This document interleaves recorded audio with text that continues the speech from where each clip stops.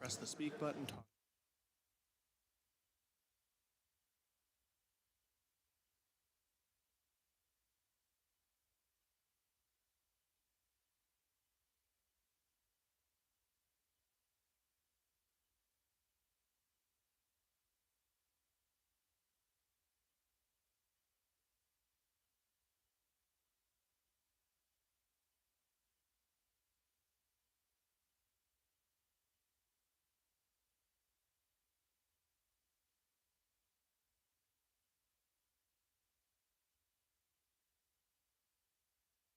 button when you're done.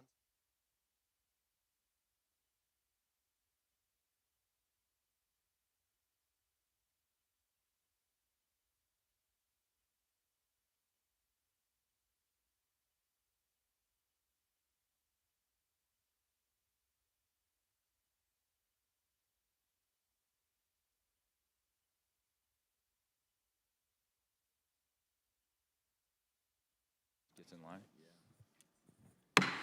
The Select Committee will come to order.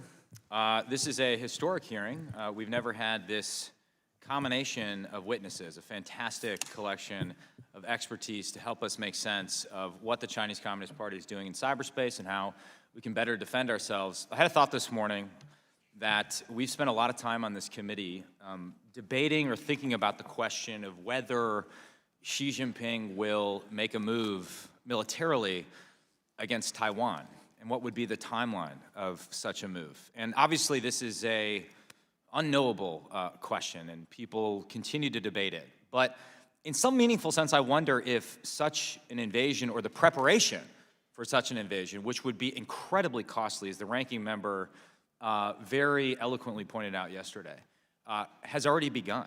If the intelligence preparation of the battle space has already begun. Put differently, for over 20 years, the CCP has been attacking us, our government, our defense contractors, our technology firms in cyberspace. That is a fact. And for a long time, these attacks were focused on theft, just robbing us of valuable technology that was then used to drive their military modernization, a really unprecedented military modernization. But another focus of attack has been gathering sensitive information on hundreds of millions of Americans, with attacks on companies like Anthem Health, the Office of Personnel Management. I'm sure Mr. Moulton and Mr. Auchincloss and anyone else who served in the military got a nice letter from OPM after our military records have been compromised. Mine is framed in my office in my basement. According to the FBI, China's vast hacking program is the world's largest, and they have stolen more Americans' personal and business data than every other nation combined. But that wasn't enough for the CCP. In the past few years, our intelligence and cybersecurity agencies have discovered that the CCP has hacked into American critical infrastructure for the sole purpose of disabling and destroying our critical infrastructure in the event of a conflict over Taiwan, for example. This is the cyberspace equivalent of placing bombs on American bridges, water treatment facilities, and power plants. There is no economic benefit for these actions. There's no pure intelligence gathering rationale. The sole purpose is to be ready to destroy American infrastructure, which would inevitably result in chaos, confusion, and potentially mass casualties. It's outrageous. It's an active and direct threat to our homeland, to our military, our ability to surge forces forward in the event of a conflict, and it's not a hypothetical. As our witnesses will testify today, the Chinese government has already done it. Our cyber warriors are doing everything they can to stop it.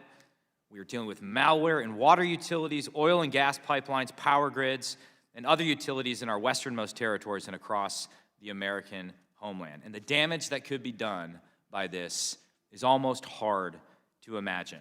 We need to step up and defend our critical infrastructure, defend ourselves in cyberspace. It's a critical part of deterrence. It will take unprecedented collaboration between the public and private sectors to create the kind of layered cyber deterrence we need to prevent disaster, because it's not just a government problem, it's a whole of society problem. Our committee is called the Select Committee on Strategic Competition between the United States and the Chinese Communist Party. That's a long title. But in a very real way, the name of our committee vastly understates the problem set. It's not just strategic competition, but a strategic threat pointed at the heart of America. If we do not address this threat, then the CCP will have the ability to turn off the lights for everyday Americans, shut down cities, and cause massive loss of American lives. That's unacceptable. I believe men and women of good faith in both parties can come together to prevent that from happening, and that's what today's hearing is all about. I now recognize the ranking member, Raja Krishnamurthy, for his opening statement. Thank you so much, Mr. Chair, and thank you to the witnesses for coming today. I understand that General Nakasone, today is your change of command, and you made time to come and see us, and so I expect this will be Nakasone Unplugged. And so we really look forward to today's testimony. Well, look, folks, today we're going to talk about ugly gorilla and candy goo. And no, these are not my kids' Instagram handles. In fact, these are aliases used by CCP hackers working for the People's Liberation Army, otherwise known as PLA. And specifically, this wanted poster shows members of Unit 61398, whom we indicted in 2014 for hacking into American companies and stealing intellectual property. This was the first time we've ever indicted PRC nationals for computer hacking in the U.S. For years, the CCP carefully studied how the U.S. ran cyber operations to develop its own concepts for cyber warfare. Xi Jinping himself has called for the PRC to become a, quote, cyber superpower and to dominate the world through information warfare. In the last dozen years, the CCP has used cyber operations for stealing IP from companies, collecting private citizens' data, hacking into government emails, and even potentially gathering personal data from apps like TikTok. However, today we will be discussing an even darker side of the CCP's cyber warfare tactics, activities that go far beyond merely stealing information. Last May, CISA, FBI, NSA, and our Five Eyes partners released a joint advisory that CCP cyber attacks were targeting U.S. critical infrastructure, including American power and utility systems, oil and gas pipelines, and rail systems, among others. This cyber campaign, titled Volt Typhoon, has been inactive since 2021. CCP hackers access computer systems of about 24 critical entities, including in Hawaii and in Guam. The hackers even attempted to access the Texas electric grid. The purpose of the hacking was not to gather intelligence. The purpose was to install malware that, once activated, would disrupt or damage the infrastructure. You might ask why. Very simple: to potentially harm us in a time of conflict. PLA strategists openly talk about coordinating missile strikes with cyber attacks as part of its offensive operations. Former CISA Director Brandon Whale stated that, quote, Chinese attempts to compromise critical infrastructure are to prevent the U.S. from being able to project power in Asia or to cause societal chaos inside the United States. This means targeting Americans. This means we could suffer large-scale blackouts in major cities. We could lose access to our cell towers and the internet. We could lose access to clean water and fuel. So, how do we respond? First, we must be clear-eyed about the threat. The CCP's objectives for a cyber attack are not just to impede military readiness. They also seek to target civilian infrastructure to cause political, economic, and social chaos, and in the PLA's own words, quote, shake the enemy's will to war. Second, we must hunt and destroy malware. We need to discover and destroy all malicious code the CCP is attempting to hide within our networks and our critical infrastructure. In fact, less than 48 hours ago, Reuters reported that the Justice Department and the FBI were authorized to remotely disable aspects of a CCP hacking campaign underway now in order to protect our networks and devices. This is exactly the type of proactive action that we need to take, and we need to work with our partners and allies to do the same. I look forward to hopefully learning more from the witnesses about this particular counter campaign. Third, we must deter our adversaries. While malicious Chinese code hasn't yet disrupted any of our networks, any cyber attack that results in physical damage or loss of life would grant the United States the inherent right to self-defense. If the CCP were to activate code that could cause harm, we need to make sure that we have the capability to respond and to respond decisively. I look forward to hearing from our witnesses today and yield back the balance of my time. I thank the ranking member. We are privileged to have a great panel of witnesses. The Honorable Harry Coker Jr. is the nation's second confirmed National Cyber Director, a position which came out of our work on the Cyberspace Solarium Commission. Christopher Wray is obviously the director of the FBI. Jen Easterly is the director of the Cybersecurity and Infrastructure Security Agency, and General Paul Nakasone is commander of the United States Cyber Command and director of the National Security Agency. I, too, want to thank you, General Nakasone. I don't want to play favorites on the panel, but when I called you to try and convince you to do this, I felt a little guilty because you're doing your change of command today, but the fact that you were willing to do this, I think, is the ultimate testament, more than any of the awards you're wearing on your uniform today, just to the type of public servant that you are, that you would be willing to do this. And like whether you're redeploying or changing command, usually you kind of drop your pack with about a week to go. You took a massive new rock in your pack because you felt so passionately about this issue. My experience working with you as chairman of the Cyberspace Solarium Commission, you were always forthcoming and generous with your time. So I just want at the outset of this hearing to thank you for an exceptional career of public service. The nation owes you a great debt of gratitude. I would stand for that.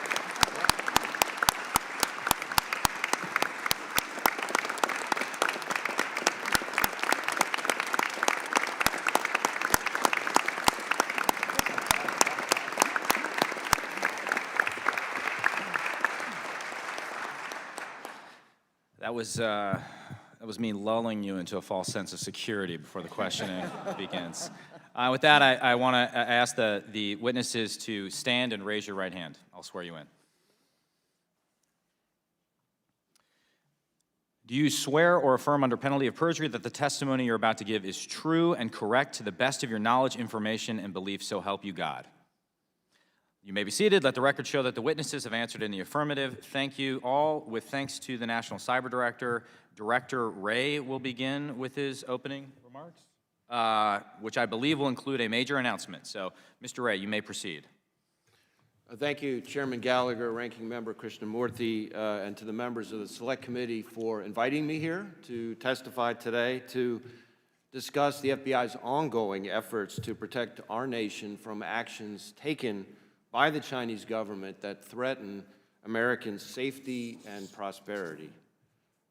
Before I go on, I do want to make very clear that my comments today are not about the Chinese people, and certainly not about Chinese Americans who contribute much to our country and are frankly often the victims of Chinese Communist Party aggression themselves. Rather, when I talk about the threat posed by China, I mean the government of China, in particular led by the CCP. The CCP's dangerous actions, China's multi-pronged assault on our national and economic security, make it the defining threat of our generation. Now, when I described the CCP as a threat to American safety a moment ago, I meant that quite literally. There has been far too little public focus on the fact that PRC hackers are targeting our critical infrastructure, our water treatment plants, our electrical grid, our oil and natural gas pipelines, our transportation systems, and the risk that poses to every American requires our attention now. China's hackers are positioning on American infrastructure in preparation to wreak havoc and cause real-world harm to American citizens and communities if and when China decides the time has come to strike. They're not focused just on political and military targets. We can see from where they position themselves across civilian infrastructure that low blows aren't just a possibility in the event of a conflict. Low blows against civilians are part of China's plan. But the PRC's cyber onslaught goes way beyond pre-positioning for future conflict. Today, and literally every day, they're actively attacking our economic security, engaging in wholesale theft of our innovation and our personal and corporate data. Nor is cyber the only PRC threat we face. The PRC cyber threat is made vastly more dangerous by the way they knit cyber into a whole-of-government campaign against us. They recruit human sources to target our businesses, using insiders to steal the same kinds of innovation and data that their hackers are targeting, while also engaging in corporate deception, hiding Beijing's hand in transactions, joint ventures, and investments to do the same. And they don't just hit our security and economy, they target our freedoms, reaching inside our borders across America to silence, coerce, and threaten some of our citizens and residents. But I can assure you, the FBI is laser-focused on the threat posed by Beijing. We've got cyber, counterintelligence, criminal, and WMD experts, just to name a few, defending against it.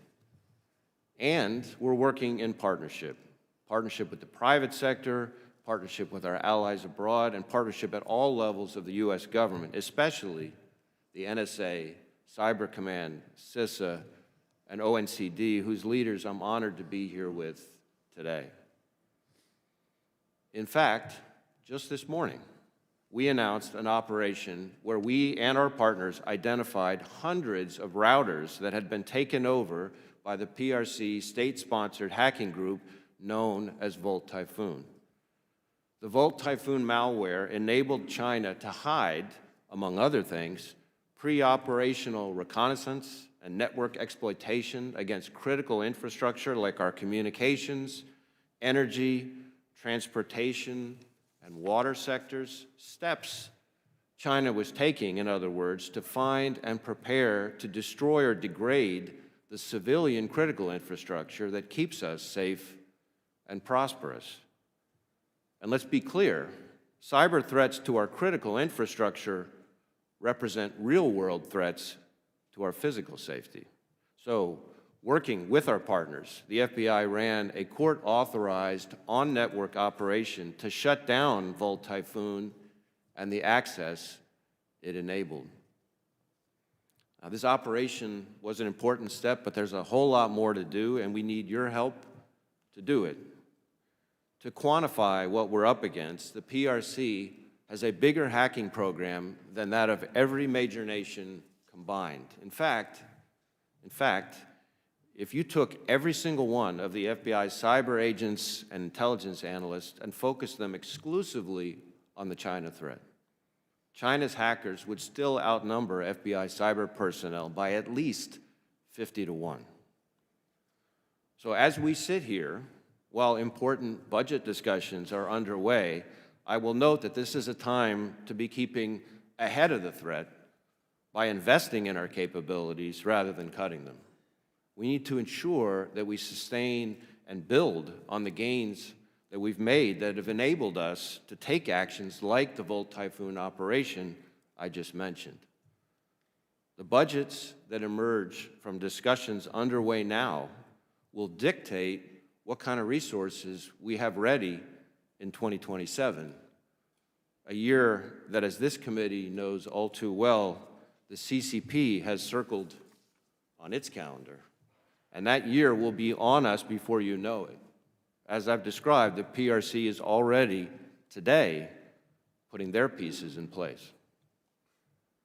I do not want those watching today to think we can't protect ourselves. But I do want the American people to know that we cannot afford to sleep on this danger.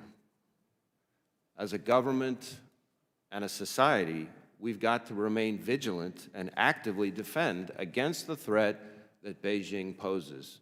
Otherwise, China has shown it will make us pay. Thank you, and look forward to today's discussion. Thank you, sir. Director Coker, you're recognized for your opening statement. Chairman Gallagher, Ranking Member Krishnamurthy, and distinguished members of the Select Committee. Thank you for the opportunity to testify. I have been honored to lead the Office of the National Cyber Director, ONCD, in the White House for a little over a month now, and I am grateful to Congress and your leadership, Mr. Chairman, for creating this office. And Mr. Ranking Member, I appreciated our conversation yesterday and your abiding interest in our workforce challenges.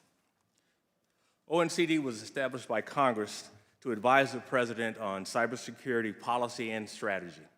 In particular, we coordinate many important agencies with cyber missions across the government to ensure federal coherence on cybersecurity policy. We have budgetary responsibilities to ensure the government is making appropriate investments in cyber defense and resilience, and we focus on implementation and ensuring the President's strategy is, successfully and transparently executed.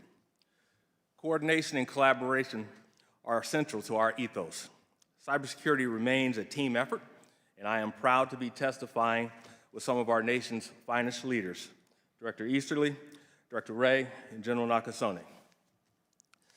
This hearing is timely because the American public needs to be aware of the threat to our critical infrastructure.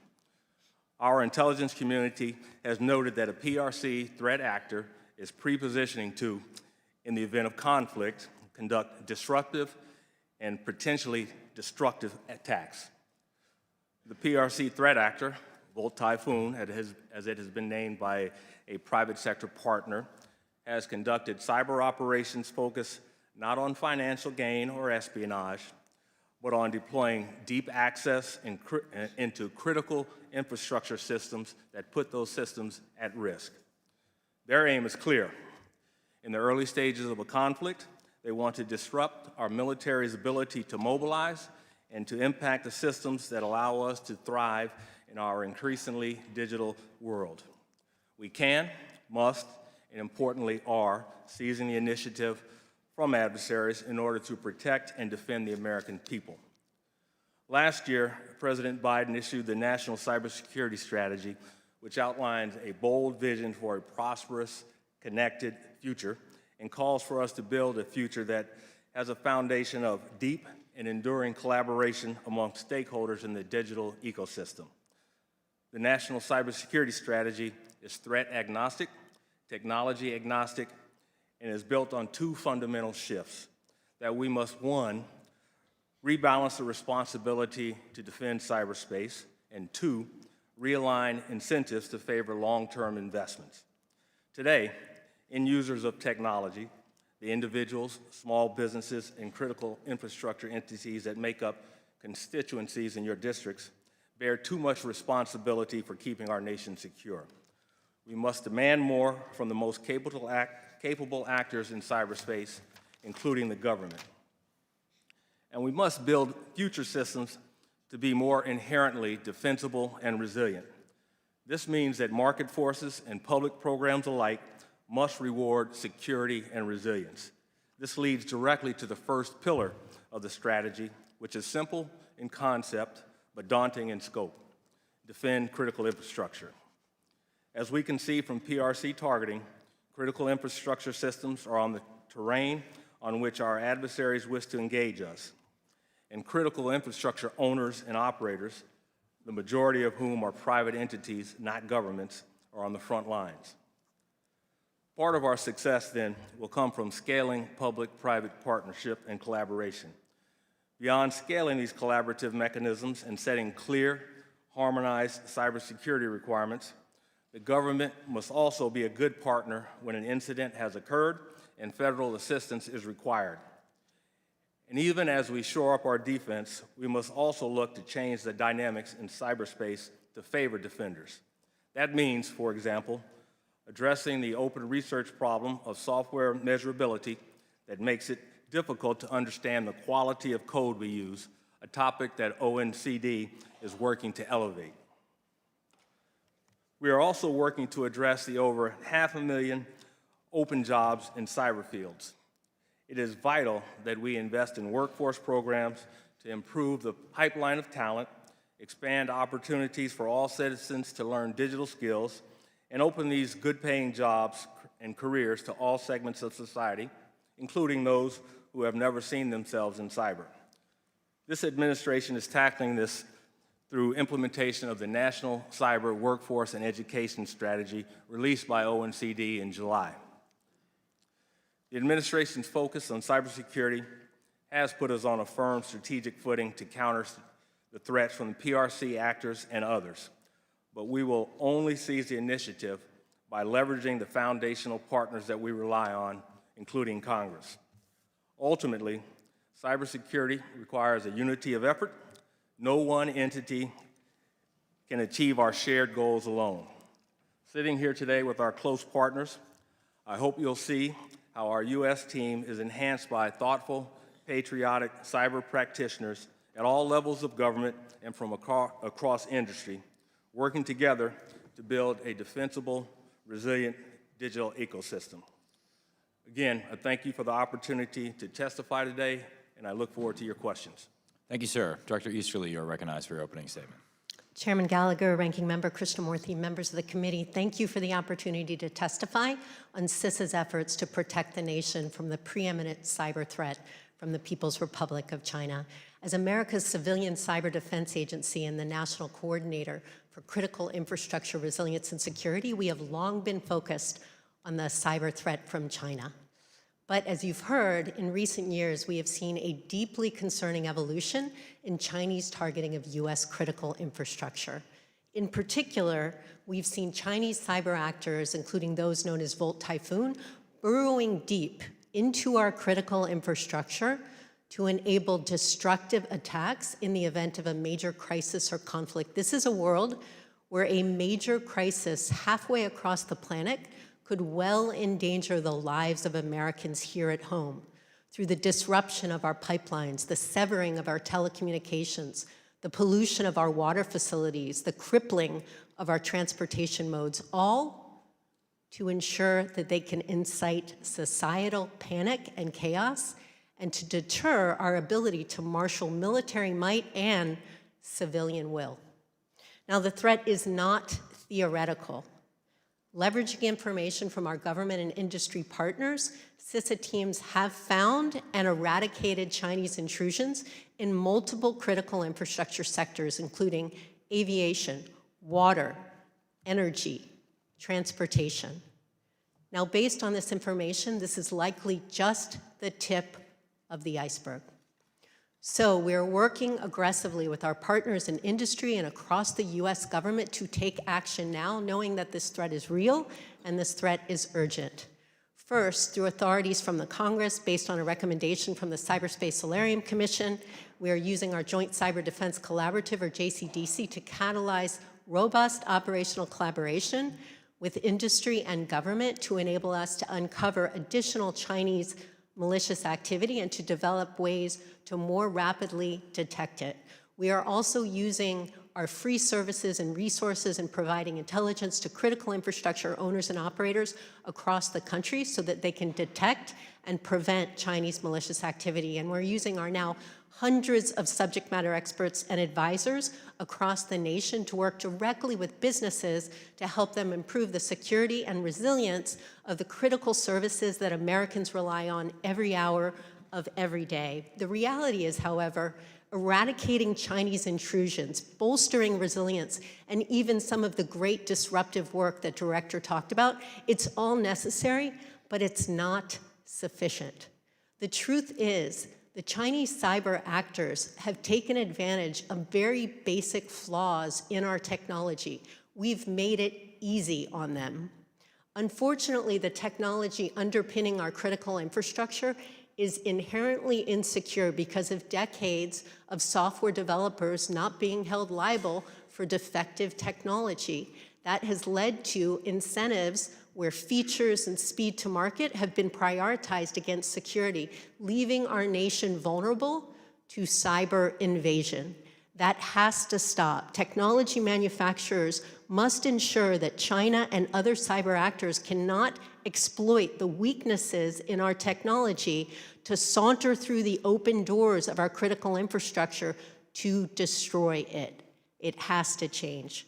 We are at a critical juncture for our national security. Today's hearing should serve as an urgent call to action. Specifically, every victim of a cyber incident should report it to CISA or FBI every time, knowing that a threat to one is a threat to all, and cybersecurity is national security. Every critical infrastructure entity should establish a relationship with their local CISA team and take advantage of our free services, including vulnerability scanning, to ensure they can identify and prevent the vulnerabilities that the Chinese cyber actors are using. Every critical infrastructure entity should use these services and CISA cybersecurity performance goals, as well as the advisories that we've published with NSA and FBI and international partners to do the necessary investments in cyber hygiene to ensure that they can protect their networks, including throughout their supply chains.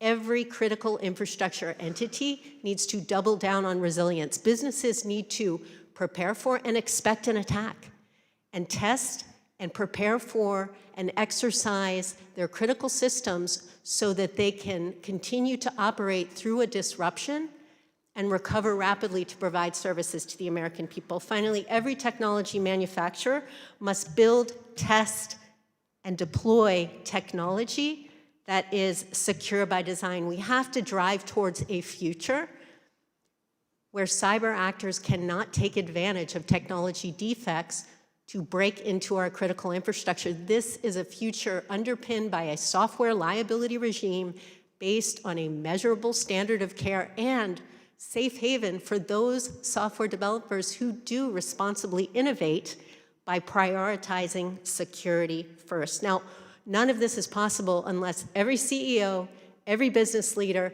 every board member for a critical infrastructure company recognizes that cyber risk is business risk, and managing it is a matter of both good governance and fundamental national security.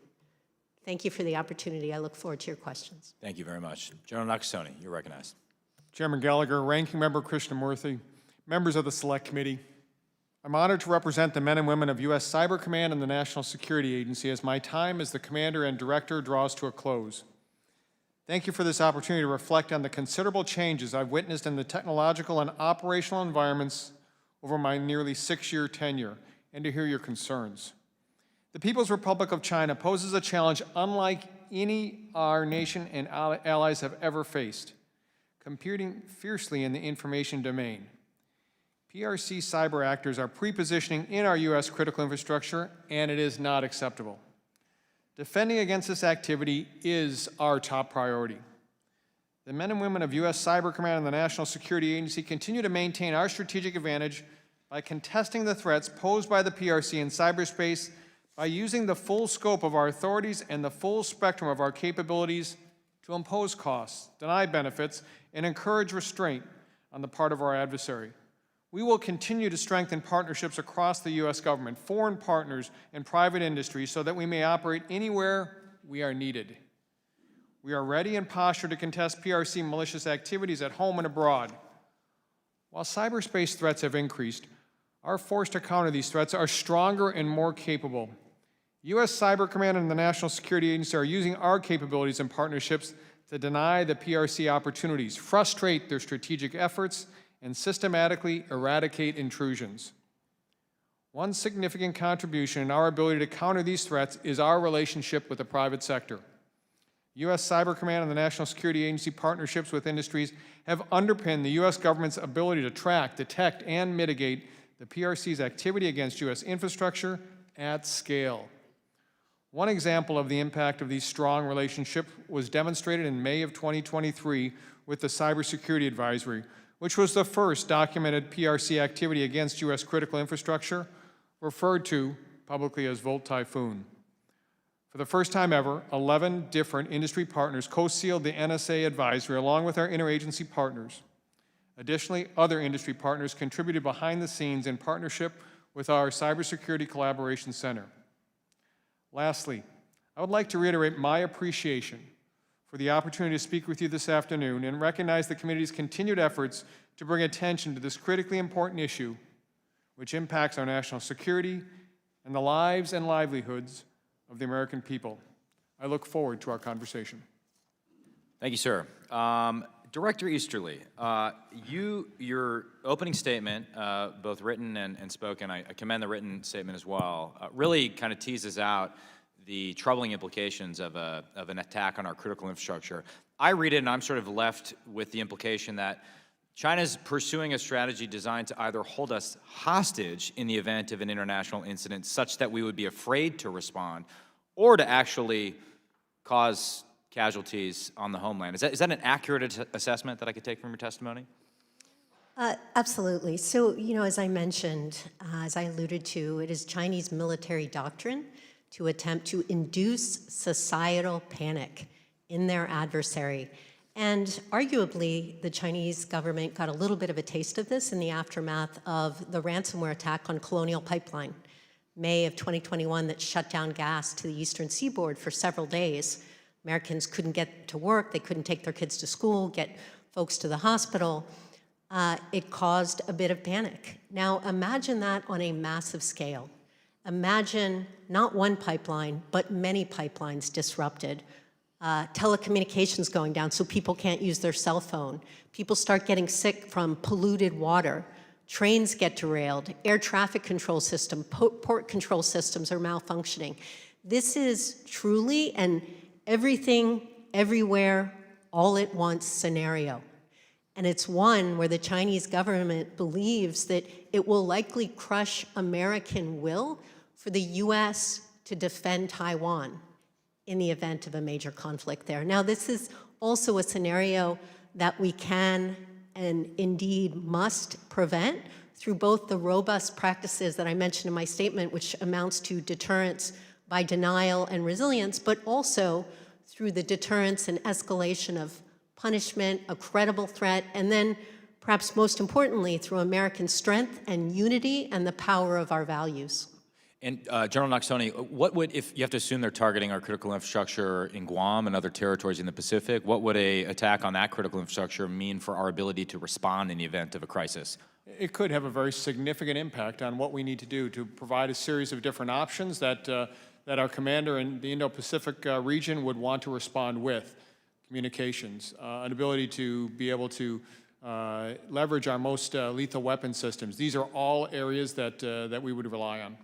And Director Wray, remind me again of this stat I thought was stunning in your opening statement, that if you focused all of the FBI's cyber professionals on the China threat, we would still be at what sort of disadvantage with respect to the humans in China that are focusing on America? We would be at a disadvantage of at least 50 to 1. 50 to 1. And part of the reason I say at least is because one of the things we've also seen from the Chinese government, which has devoted massive resources to the biggest hacking program in the world by a mile, is that they also work with cyber criminals. Yeah. Which is then a whole force multiplier to that already significant enterprise. Roughly how many people or percentage of your resources are devoted to China, would you say? Of our resources? Yeah. I mean, it is the biggest chunk of our counterintelligence program by far, and probably the biggest chunk of our cyber program by far. And then, of course, we have other divisions like our weapons of mass destruction folks who are the ones who did the work on COVID origins, for example, for the FBI. We have criminal folks, criminal investigation folks working on sort of the fentanyl part, which, of course, much of that is coming from precursors in China. So it's really a threat that pervades and permeates almost all of our programs. And you have previously testified when it comes to TikTok that it screams of national security concerns. Why? What is the risk posed by TikTok, in your opinion? Well, the most important starting point is the role of the Chinese government. The app's parent company is effectively beholden to the Chinese government, and that is what in turn creates a series of national security concerns in the PRC government's ability to leverage that access or that authority. So first, the data. It gives them the ability to control data collection on millions of users, which could be used for all sorts of intelligence operations or influence operations. Second, the recommendation algorithm, which could be used for all sorts of influence operations or to sow divisiveness, discord, And again, that's something that we wouldn't readily detect, which makes it even more of a pernicious threat. And AI, of course, enhances all of that. Their ability to collect U.S. person data and feed it into those influence operations makes it exponentially more dangerous to Americans. And then third and finally, it gives them the ability, should they so choose, to control the software on millions of devices, which means the opportunity to technically compromise millions of devices. As you put all those things together, it is a threat that I think is very, very significant. And again, it all starts back with the starting point, which is the Chinese government itself and their role and their ability to control these different aspects of it. Thank you. My time has expired. I'm excited to recognize the ranking member because his questioning game and prop game improves with every hearing. So, and as they say, game respects game. So the ranking member is recognized. Thank you, Mr. Chair. First, I want to discuss the impact of cyber attacks, real-world cyber attacks that are happening today in Ukraine at the behest of Russia. Recently, the Russians cut off internet access for tens of millions of Ukrainians in one cyber attack alone. And they then cut off power for hundreds of thousands of Ukrainians in a separate cyber attack. And so I have a question for General Nakasone. You know, we actually depict this here. It could look something like this. In a conflict situation, the CCP could aim to attack American infrastructure the same way that the Russians are attacking Ukraine, right? That's correct.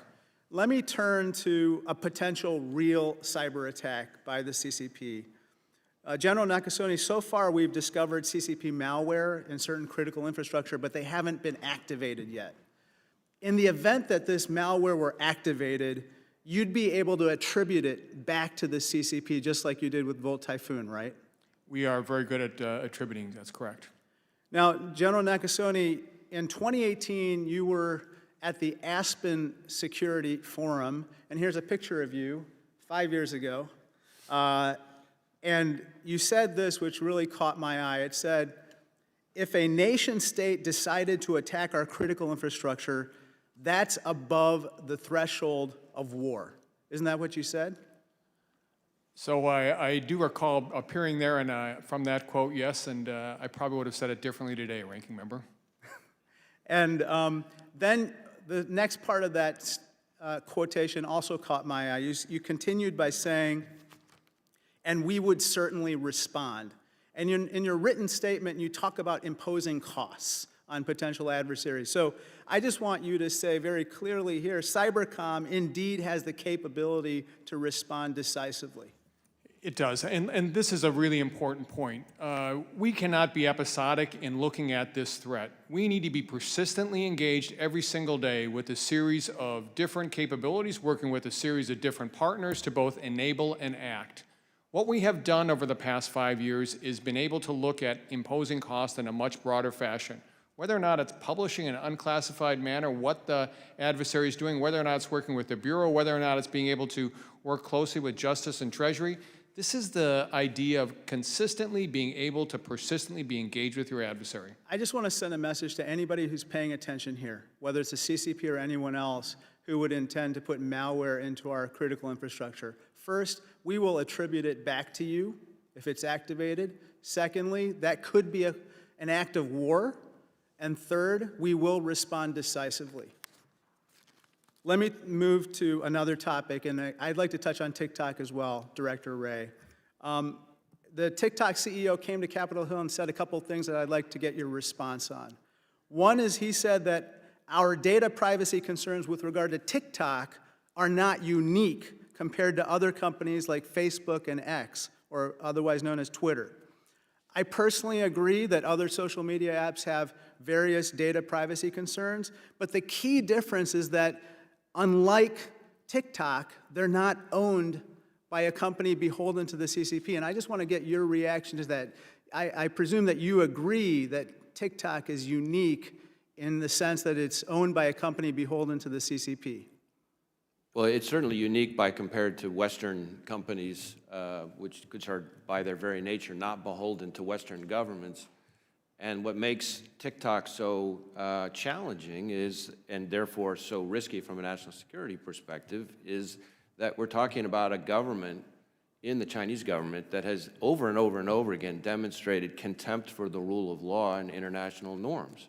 And lines that we consider very important in the U.S. and in the West between the private sector and the government, those are lines that are at best blurry, if not non-existent in the Chinese system. Yeah. Director Wray, I want to ask you about the news that you broke during your testimony. Thank you for your proactive action with regard to disrupting, remotely disabling this Volt Typhoon campaign. Couple questions. One is,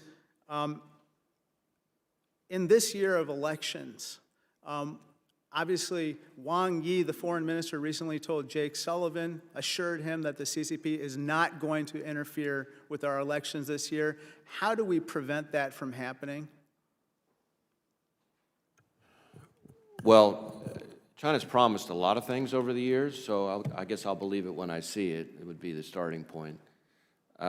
Second, we work very hard across the interagency, all the agencies you see represented here, plus a whole host of other partners, to try to anticipate and prevent any efforts to interfere in our elections. And there have been enormous strides made over the years, not just amongst all three of our agencies, but between our agencies and state and local election officials, secretaries of state, et cetera, to try to prevent cyber interference, for example, in our electoral system. And there's, of course, also the pervasive problem of malign foreign influence in terms of disinformation campaigns and things like that. And there, again, we have to work with the private sector and not just the interagency. But all that has to be combined with the public's role in being a more discerning and media literate populace, because they have a role to play here, too. Sorry, one last. The routers you talked about, how many states were they located in? I don't have the number of states with me. I know that it was hundreds of routers, and it is a good example of the point that Director Easterly was making in her opening statement. These small office, home office routers were very outdated, which made them easy targets for the Chinese government. And these small office, home office routers were not themselves the intended targets. The targets, of course, were our critical infrastructure, but what the Chinese were doing were using these easy targets to hide and obfuscate their role in the hacking of our critical infrastructure. And so that's why the point that was made about making sure that we're not creating an easier attack surface for them is so important. Mr. Whitman. Thank you, Mr. Chairman. I'd like to thank our witnesses for joining us today. Thanks again for your service. General Nakasone, thanks so much for your 37 years of service to our nation. I'd like to begin with you. There are some that would assert that other nations conduct cyber operations. Some of those things could have consequences on entities like hospitals and water systems and power grids and other civilian targets. What makes the PRC activities, like embedding latent malware into systems, what makes it unique in relation to other responsible cyber actors? Responsible cyber actors of democracies like our own do not target the civilian infrastructure. There's no reason for them to be in our water. There's no reason for them to be in our power. This is a decision by an actor to actually focus on civilian targets. That's not what we do. Let me ask this too. The ranking member talked about attribution, determining exactly who was behind the cyber attacks, and then making sure that there are repercussions for those actions. I would argue, too, it's not just about us playing defense, because we will never get out in front of the insidiousness that happens with cyber attacks and those folks that dream up ways to attack our system. But one thing that we can do very effectively is to have a very robust offensive capability as a deterrent, so that folks understand, like China, that if there is a cyber attack on this nation that goes after our critical infrastructure, that what will be coming back their way will be orders of magnitude greater. First of all, do we have the capability to do that? And if so, do we communicate that in various ways so that China knows what the consequences will be if they take such an action? We do have the capability, and we're very, very good, the best. And in terms of the way that we communicate it in many different ways. From our policymakers who have these discussions, to the exercises that we conduct, to the real-world examples that we do with a series of different partners. The other thing that I would tell you is that, first of all, is that we have discovered what they're doing and we have exposed it. Secondly, the partnerships that exist here between our agencies and our commands is something that concerns the Chinese. And finally, it's the work with the private sector that gives us scale. They may have 50 to 1, but when we have the private sector, we outnumber them. General Nakasone, I'm also very concerned about the CCP pre-positioning within our critical infrastructure like oil and gas pipelines. Give me a reason why someone would pre-position in those critical infrastructure, and what conclusion should we reach as Congress and the American people from these reports? As Director Easterly talked about, this is an attempt to provide the Chinese options in crisis or conflict. When we have discovered them in these critical infrastructures, the first thing that we need to do is to make sure that we get them out. And the second thing is that we need to have a vigilance that continues onward. This is not an episodic threat that we're going to face. This is persistent. This is the generational piece that Director Wray talked to. We have to operate every day. We have to have a vigilance. We have to have offensive and defensive capabilities. Director Easterly, you talked about holding software companies liable for the software that they've written for a variety of different sources, especially the electric grid. Give me your perspective on how we would most effectively do that. How could we do that in a timely way? How could we make sure that it's done in two ways to make sure that any future software that's written is held liable for its vulnerabilities? And how do we retroactively then address software that's already there that exposes those liabilities? Yeah, thank you for the question. As you pointed out, this is both a current problem and a legacy issue. Yeah. What is critical is that we start now to develop a regime, and this was part of the National Cyber Strategy, that can actually hold software makers liable for creating defective technology. Because frankly, I believe if we had something like that and that was put in place at the dawn of the internet and when software was developed, we would not be in a world where the internet's full of malware and software is rife with vulnerabilities. So we need a software liability regime that's based on a measurable standard of care, but also safe harbor for those software developers who do responsibly innovate by prioritizing security, not speed to market, not cool features. So that's really important and a place where Congress could be incredibly helpful. We also have been working directly with industry. As General Nakasone pointed out, the force multiplier of having their presence in all of these discussions, industry to put a priority on secure by design software as well as international partners.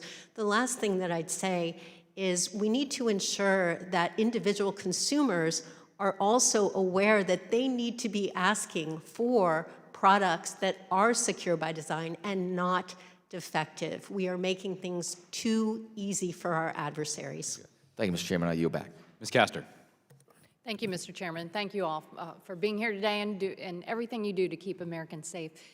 Director Easterly, I understand a high percentage of cyber attacks in the U.S. are in the energy sector.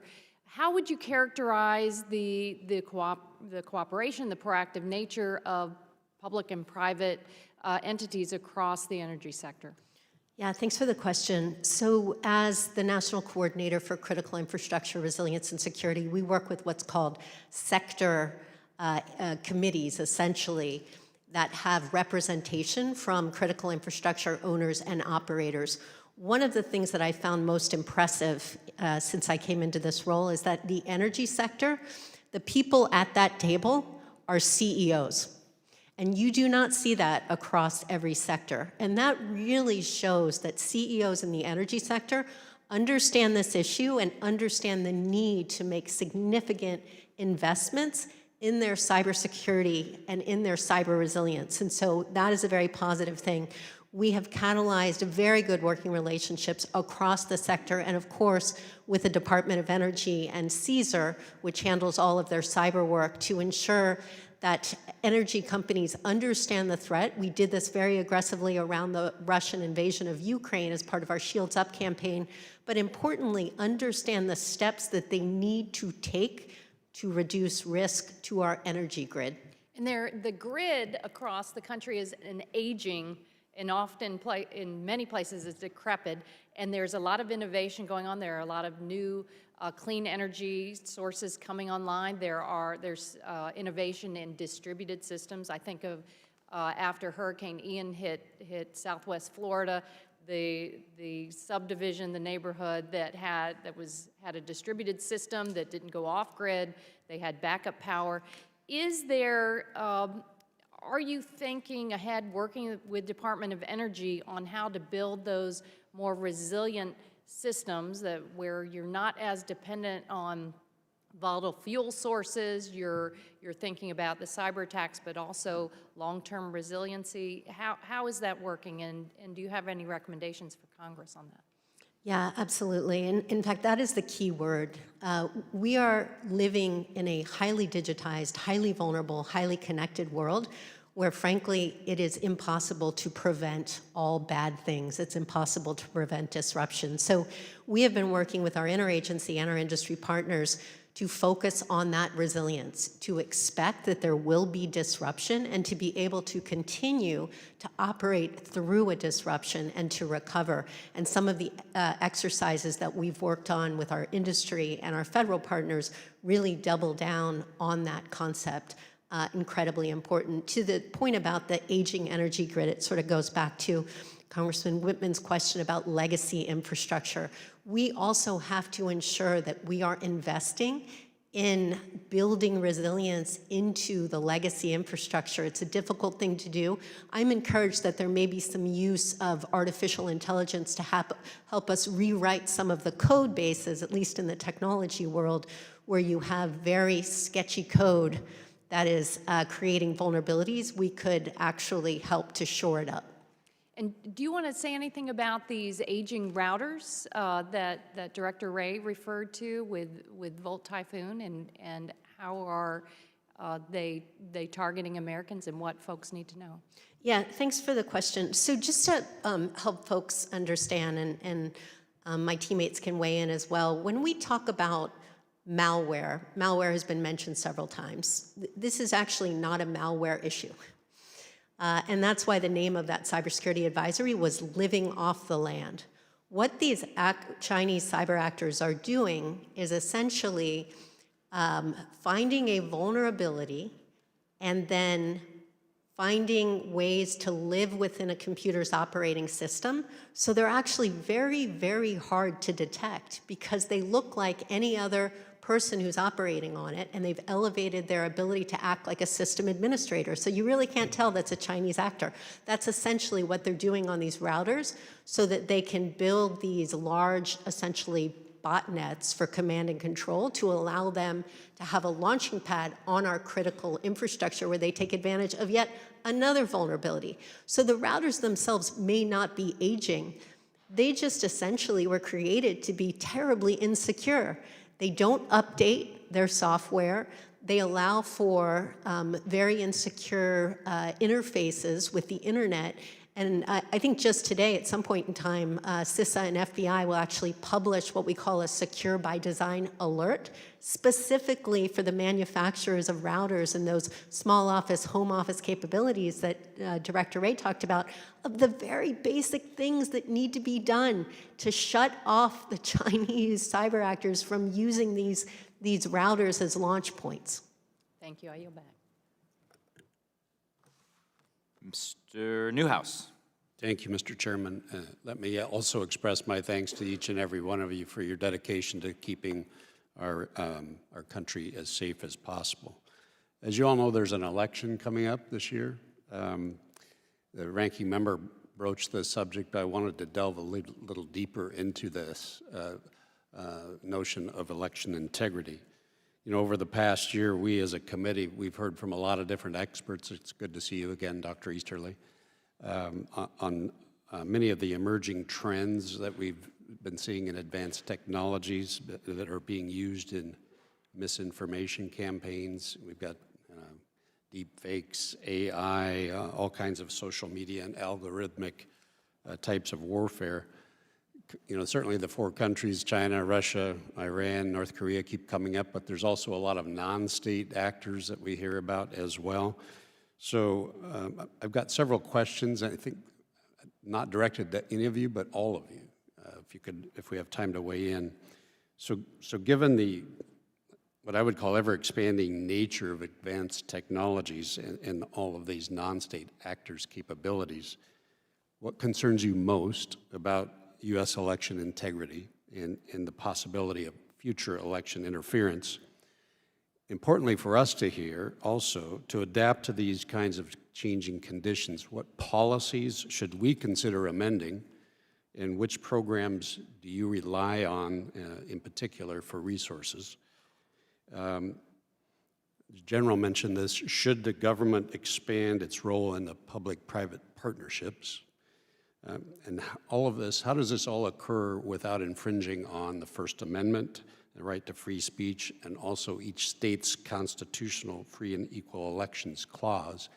And then just for people listening to this, this hearing, what gives you confidence and faith that in our ability to ensure free and fair elections?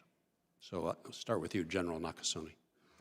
Let me start with the last part of your question, Congressman, which is we've done this before and we've done it successfully before. 2018, 2020, 2022, all of the agencies at this table have been working together. This is our fourth effort in terms of election security, and I'm very confident in terms of what we will be able to deliver, a safe and secure election. That's based upon the fact that not only has our methodology gotten better, but our partnerships have expanded. It's not just the partners at this table, it's the private sector. It's understanding internationally where we need to be able to partner and see what adversaries are doing outside the United States and do that very effectively. It's a really important question, thank you. So CISA serves as the sector risk management agency for election infrastructure security. So we lead the federal effort to support state and local election officials who are those on the front line of managing, administering, and defending election infrastructure. I have confidence because of the enormous amount of time that I've spent with secretaries of state, chief election officials, state election directors who work every day to ensure that they can effectively defend their election infrastructure from the full range of threats, from cyber threats, from physical threats, from operational risks, and from foreign malign influence. And I think what's incredibly important is for the American people to understand the enormous amount of work that's been done with our partners in the federal government, but at the state and local level and with industry to improve the security and the resilience of our election infrastructure. One thing to note that it's the diversity and decentralization of our election infrastructure because it's managed by state, by 8,800 separate jurisdictions around the country. That heterogeneity gives it resilience. And there's also enormous amounts of controls, physical, technological, procedural, that keeps that infrastructure resilient. So the American people should have confidence in the integrity of our election infrastructure, and every American, if they have any questions about it, serve as a poll worker, serve as an observer, talk to your local election officials, and ask them questions. It's a transparent process, but everybody should support their election officials who are working hard to ensure the integrity of our most foundational democratic process. Thank you. Mr. Wray. Well, I would second the remarks of both of my colleagues. I will just add, in terms of things that we're concerned about, you alluded to the role of deep fakes. Obviously, AI will enhance some of the same information warfare that we've seen from our foreign adversaries for quite some time. We're also concerned about the ways in which misinformation, disinformation warfare, if you will, from a foreign adversary and cyber attacks can work in tandem. And I think, for example, about the Iranians' effort in the fall of 2020 that Director Ratcliffe and I did a public announcement about, where you had a cyber intrusion that was not as effective as the Iranians might have wanted others to think it was, but they had built sort of a disinformation campaign on top of it. we were able to expose it and largely render it ineffective, working with all of our partners up here. But that's the kind of thing that I think we will see more of. So what am I confident in? I'm confident in my partners. Americans can be confident in our election system and our democracy, but I am also mindful of the fact that our adversaries are getting more and more sophisticated, and that there are more and more foreign adversaries who want to get in on this game. Thank you, gentleman's time has expired. Mr. Moulton. Thank you, Mr. Chairman. It's easy to think of the threat, not working. Maybe that would help. Thank you, Mr. Chairman. It's easy to think of the threat posed by the Chinese Communist Party as something far away. They may be carrying out a genocidal campaign against ethnic minorities in their own country. They may be building more nuclear weapons more quickly than any other country in the world. And they may steal secrets from our military and our private businesses every single day. But your testimony makes clear that what the Chinese Communist Party is also doing right now is positioning themselves to change the lives of every American in ways that we wouldn't expect every single day, to cut us off from our water or electricity whenever they want, to take control of our phones or our personal data, to take out the GPS system that we rely on that helps our kids get home. Those of us who see classified intelligence have seen China building these capabilities for years, but most of our critical infrastructure, our electricity and water and rail systems, they're run by state and local governments or the private sector. They may not understand these threats. So Director Easterly, how do we in the federal government ensure that these entities are protecting the system so vital to all of us? How do I convince a small town in my district like Marblehead, a town of 20,000 where I grew up, to invest in cybersecurity to stop the Chinese military? I mean, I'm all for holding software makers accountable, but if a water authority doesn't update their software for 10 years, that may be too late. So how do we protect ourselves today? Yeah, it's a great question. So we have to attack it both at the software developer level, but then of course at the software user level. But as we know, many of these public utilities and even smaller critical infrastructure entities are target rich, but cyber poor. They might have two people who are focused on security, and they're the same two people who are doing administration or the finances for the company. And so one of the things that we've done with the support of Congress is built a very large field force of advisors and subject matter experts to be our frontline forces to work with all of the critical infrastructure owners and operators, the businesses large and small, to ensure that they are aware of the free services that we have that can make it easy on these entities to actually ensure their security and resilience. So very basic things. I think that a lot of entities probably don't know those exist, and so this is a place where we'd love to work with you on the committee to make sure these small towns. That would be fantastic. CISA.gov, all our free stuff. But the other thing, just one last point, basic cyber hygiene. It's not rocket science. If they do the basics, they can stay safe. Director Wray, you explained that TikTok is beholden to the Chinese Communist Party, which can access users' private personal data, influence their feeds. Earlier this month, Cloudflare reported that Taiwan experienced a 3,000% increase in distributed denial of service cyber attacks last quarter. 3,000%. I imagine that's a coincident with their election. So the Chinese Communist Party has shown a willingness to influence elections.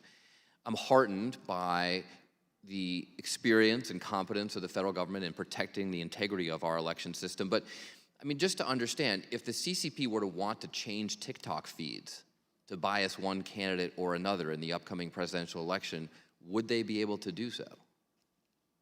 My understanding is that under Chinese law, that would be something that they would be permitted to do. And we already know they influence Chinese children to study science and math. Could they be able to suggest to American kids that they use more drugs? Again, my understanding is that the Chinese government and the Chinese Communist Party, if it wants to exercise that authority, can easily exercise that authority. General Nakasone, China describes its cyber efforts as proceeding along 4 vectors: deterrence, reconnaissance, offense, and defense. Deterrence, how do they think about deterrence, and how do we think about deterrence in response? So in terms of the way that we think about it, Congressman, is we think about it deterrence by denial and deterrence by cost imposition. Deterrence by denial is what we're discussing here in terms of publishing and being able to expose what the Chinese are doing in an unclassified manner. This is the difference. This is the challenge China now faces. We have uncovered what they're doing, and we will continue to do that. So as we uncover this, and I'm running out of time, but I want you to comment on one other thing, General Nakasone. It's clear from all we've heard, including the workforce challenges that Director Wray described, that we need more cyber experts to serve our country. Given the threats that we've laid out today, do you have a message for young Americans who might want to do something about this? The future of our nation, the future of our economy is tied so closely to the future of our ability to operate in cyberspace. If you're looking for challenge, if you're looking for fulfillment, I would tell you that any of the agencies that you see here provide a mission and a responsibility that would dwarf your imaginable expectations. And I truly believe in the importance of national service, and I would encourage all Americans to think about that. Thank you, Mr. Chairman. Thank you. I feel like we could make Seth a colonel in the reserves or something. You know, you could take advantage of that. Mr. Molinar. Thank you, Mr. Chairman, and thank you all for being here today. Director Wray, I wanted to follow up with you on some of the comments that you had made.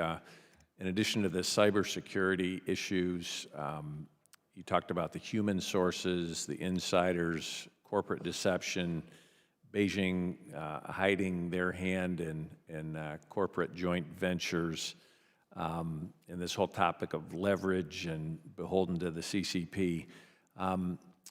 When you appeared in October on 60 Minutes, you mentioned you had seen a variety of efforts by Chinese businesses attempting to acquire businesses, land, and infrastructure in the United States in a way that presents national security concerns. I saw that, and I thought that was a very powerful statement. I followed up with a letter to you outlining some concerns I had about an investment in my own district. In my own district, there's a company, Goshen, which is a CCP-affiliated company. It's worked with the PLA, and many of its top leaders, including the leader of its North American operations, have ties to the CCP. Goshen is wanting to build an electric vehicle battery factory in my district, and it's been given hundreds of millions of dollars in federal, state, and local tax dollars to do so. To build and operate its factory in my district, Goshen plans to bring 20 to 50 Chinese nationals to Michigan. If that happens, how confident are you that it will not be used for espionage? In other words, do you believe there's a risk these individuals will be spies working in the United States? Well, I'd have to drill in deeper on the specific example to be able to weigh in on that. But what I can tell you is that a lot of this ultimately traces back to the blurry, if not non-existent, line between the Chinese government and its private sector.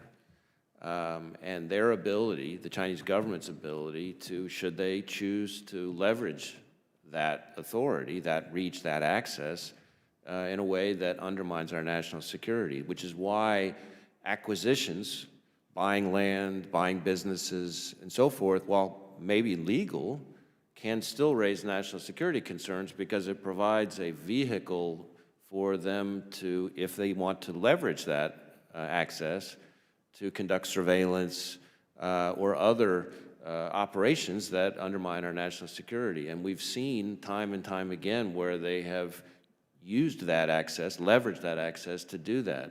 And in a way, it ties into the operation that we're here talking about this morning, which is leveraging in a different sense. The access is the problem. We don't want to wait until they've actually stolen whatever the information is. We need to try to get, as they say in the counterterrorism context, left of boom.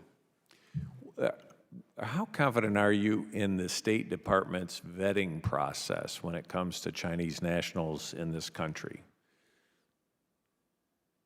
Well, I'm not the expert on State Department processes, and I want to be clear, as I said in my opening, that our concerns are not just with all Chinese nationals. Our concern is with the Chinese Communist Party and the Chinese government, and the Chinese government has shown a willingness to leverage insiders who have no origins in China, for example. So Vetting is a very important part of our resilience and our national security, but it's not sufficient in its own right.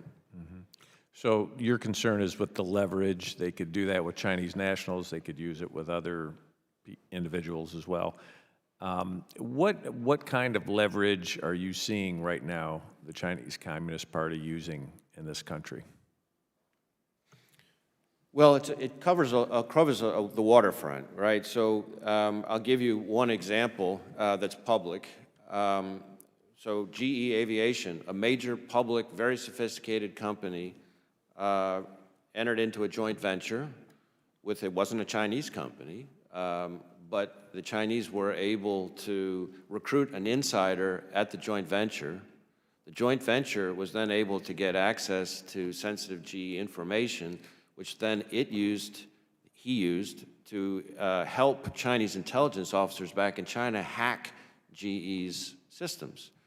So you had the joint venture, which enabled the recruitment of the insider, which enabled the cyber hacking, and then for extra credit, the guy was able to essentially cover the tracks because of his insider access. Now, fortunately, there's a happy ending to that story because GE did what we want all businesses to do, had a good relationship with the FBI and our local field office, and we were able to essentially run a sting operation back against the Chinese, prevent millions and millions and millions and millions of dollars of R&D from being fleeced by the Chinese, and essentially lure an MSS officer who was involved to Brussels, where he was arrested, and we extradited him, and he's now in federal prison. That's what we need to happen more often, but it also shows that if a company as sophisticated and big as GE can fall prey to this, what company couldn't? So GE did the right thing. If the company was a CCP-affiliated company, would they have done the same thing?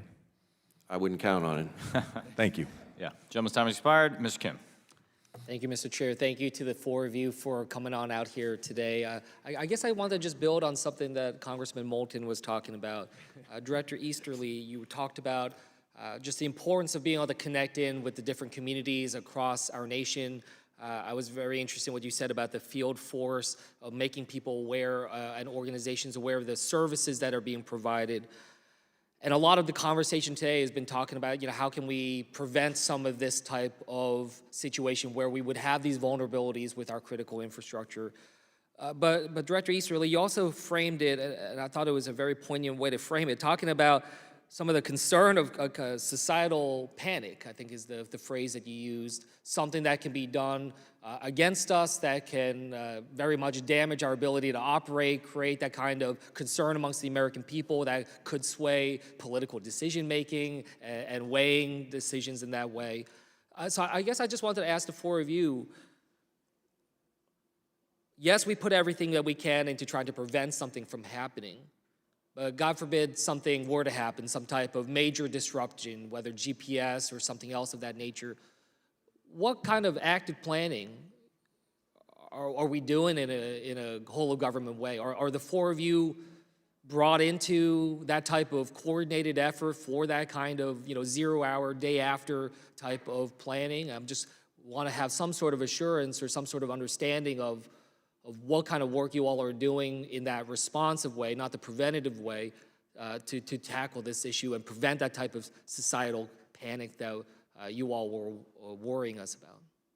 So please, wherever you want to start, Director Easterly. Yeah, I'm happy to start. And really, it's not my phrase, societal panic, it's the Chinese part of their doctrine, and it's a pretty scary phrase, frankly. But we are working very closely with FEMA, our partners in the department, and they are going to lead a whole-of-nation planning effort to ensure that we can respond to significant national security events. Now, this is, of course, building on years and years of national readiness plans and national response plans.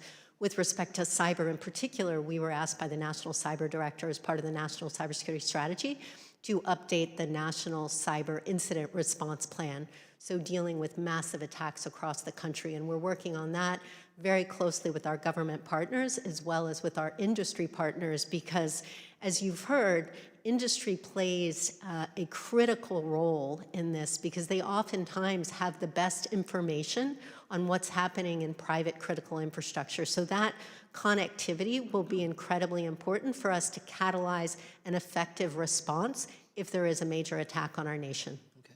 Mr. Coker, I just want to turn to you. How do you feel about our readiness and preparation in that kind of capacity? Are we doing everything we need to at the federal, state, and local level? Thank you for the question and the concern. And while I am very confident that we're taking the steps that we need to, for example, I think you heard about some of the exercises that we worked with CISA on to prepare our sector risk management agencies for these types of situations. I am concerned that we continue to work with the state, local, tribal, and territorial governments.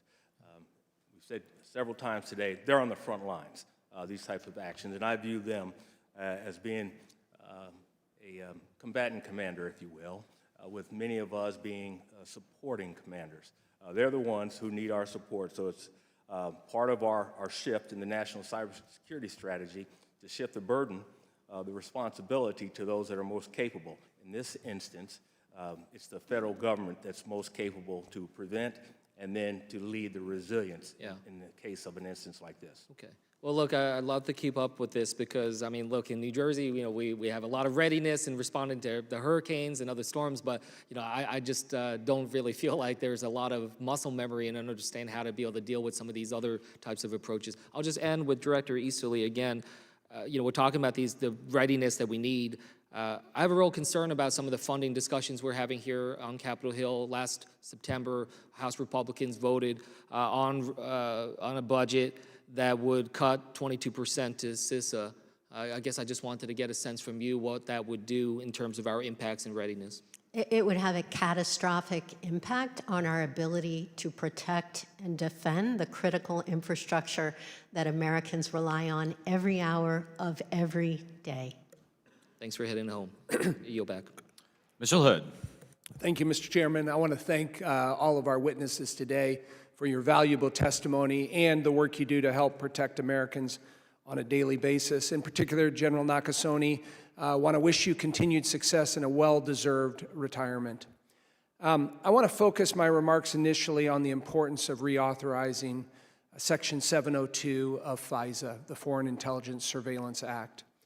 And as we know, Section 702 of FISA is set to expire here in Congress if we fail to reauthorize that program on April 19th of this year. And I would argue it's of existential importance to this country from a national security standpoint. And 702 is a crucial tool for providing the U.S. with the ability to target foreign people overseas to gather information that allows us to protect our citizens both abroad and here at home. And when we think about today's topic, the CCP Cyber Threat to the American Homeland and national security, I want to direct my questions to Director Wray and General Nakasone. Can you talk or explain on how the information derived from Section 702, as we specifically focus on our topic today, aids in protecting our troops from China's malign activities in the Pacific and the U.S. effort to counter China's cyber espionage here on U.S. soil and our efforts to prevent transnational repression? Well, I want to strongly second your comments about Section 702 and its indispensability to our national defense from foreign threats. Specifically in the context of today's hearing, 702 is the greatest tool the FBI has to combat PRC hacking groups. Just to give a concrete example, just last year, thanks to FBI FISA 702 information, we were able to identify PRC state-sponsored cyber actors taking initial steps to access a particular U.S. transportation hub. And we were able to quickly notify the entity and share technical details, which enabled them to be able to kick the Chinese off the networks before harm could be done, before some of the more apocalyptic scenarios we've been talking about here could transpire. That's the kind of thing that happens, frankly, not infrequently in our work. That is 702 enabling us to identify PRC malicious cyber activity targeting Americans, targeting American critical infrastructure. enabling us to warn victims, to notify them with details that enable them to take effective defensive action.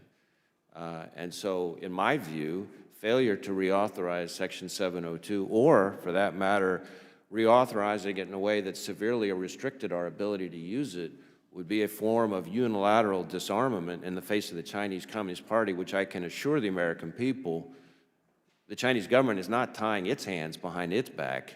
It's going the other direction, and we need to do the same. Thank you. General Nakasone. Congressman, Section 702 is the most important authority that the National Security Agency uses every single day to keep Americans safe and to secure our nation.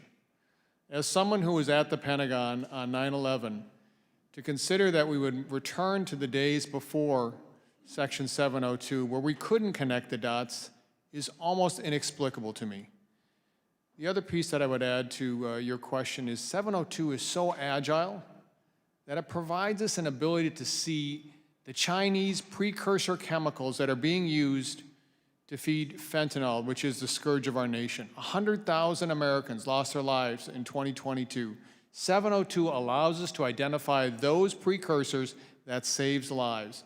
The final point that I would offer is that of the surveillance authorities that are out there today, the most transparent, the most effective, the most important authority is 702. It balances civil liberties and privacy and the requirements of our national security. Thank you. I yield back. Thank you. I thank the gentleman for his incredible work on that issue as well. Mr. Torres. Thank you. General Nakasone, the United States is a cyber superpower. Do you consider China a comparable cyber superpower? Congressman, I consider China a near-peer adversary, yes. And what is the likelihood of China outcompeting the United States in cyberspace? Given the attention that we're putting on this today, the realization that our nation must change, the strategic environment that it must change, our national defense strategy, our national security strategy, I think will maintain that superiority. A reassuring answer. During World War II, the United States was concerned that Nazi Germany would be the first to develop an atomic bomb. Today, we're concerned that China could be the first to develop a quantum computer capable of breaking modern encryption. Director Easterly, who's winning the quantum computing arms race? I would probably ask General Nakasone to weigh in on that specifically. Congressman, you point out one of the critical things that we're moving towards right now. Our agency creates the keys, codes, and cryptography that ensures the underlying encryption of our nation. We are developing those keys, codes, and cryptography in partnership with NIST to ensure that our nation is safe from a quantum computer, which you just described. National Security Memorandum 10 talks about this. We are well on the way to being able to do that, and we will be able to defeat any type of quantum capability that the Chinese have in the future. So we're winning the race? We are. Right. Artificial intelligence, there's a real risk that advanced AI could enable anyone, anywhere to carry out a cyber attack on critical infrastructure. What can be done to prepare ourselves for a world of widely distributed cyber weapons of mass destruction? Well, this is an area where I have significant concerns because AI is moving faster. It is moving at a speed that is 3 times the speed of Moore's Law. It is unpredictable, and it will probably be the most powerful weapon of our generation. Most powerful weapon of the last generation was owned and operated by nations who are disincentivized to use it. These are generally owned and operated and produced by private sector companies who are driven by a profit motive. So we need to be very, very specific about the guardrails and ultimately the type of regulation that will help prevent the use of these capabilities for nefarious purposes by rogue nations, by cyber criminals, by terrorists. And we need to move incredibly quickly to do that. I think this and China are the 2 generational issues that we need to be riveted on to protect our nation. And as you noted, AI development is largely unfolding among a small number of companies, secretly behind the scenes, and I think most of us, even in Congress, are out of the loop. Do you feel like these companies are keeping you abreast of the latest advances in AI and the implications that those advances would have for cybersecurity? Well, I think one of the good news story is because of the illumination of this issue and the inherent risks by the Congress, by the administration, industry has had to come to the table and actually work in a more transparent way, which we greatly appreciate. But we need to see more of that. And frankly, we need to have secure guidelines in place. There needs to be secure by design for AI, which is why we've been working with all the big generative AI companies and international partners to ensure that when these capabilities are created, security is the top priority. Now, there are multiple leaders, the CISA director, national cyber director, the deputy national security advisor for cyber and emergency technology, the head of Cybercom, who play a role in setting cyber policy. And there are multiple law enforcement agencies, FBI, Secret Service, Homeland Security investigations, that play a role in combating cyber crimes like ransomware. Who is in charge of coordinating the various moving parts of cyber policy making and law enforcement? Statutorily, it's the Office of the National Cyber Director that serves that purpose, sir. And how does your role differ from that of the Deputy National Security Advisor for Cyber and Emerging Technologies? What's the difference between those two roles? The National Security Council writ large yields all mechanisms of national power, and cyber is but one. So when the NSC provides guidance and advice to the president, it's far broader than cyber. Our domain is on... No, but there's a deputy NSA specifically for cyber, so how does that role differ from yours? We work very closely together, but the big difference is there is more of an operational flavor to that role than my role. Again, our office is providing strategic and policy guidance, not operational guidance, which is what the National Security Council does with our colleagues. Again, far broader than cyber, but more operational than the Office of National Cyber Director. But I also want to be real clear that we work very closely together. Literally, weekly, we have a sync, leader to leader, but our staffs are working together daily. Gentleman's time has expired. Mr. Johnson.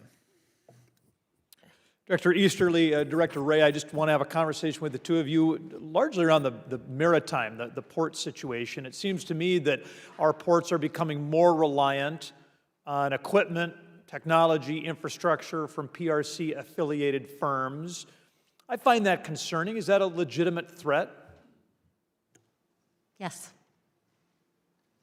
So I think it's a good example of the theme that we've been talking about in this hearing in other contexts as well, right? Which is if you're talking about Chinese businesses, there is the potential that they can be leveraged by the Chinese government for all manner of concerns.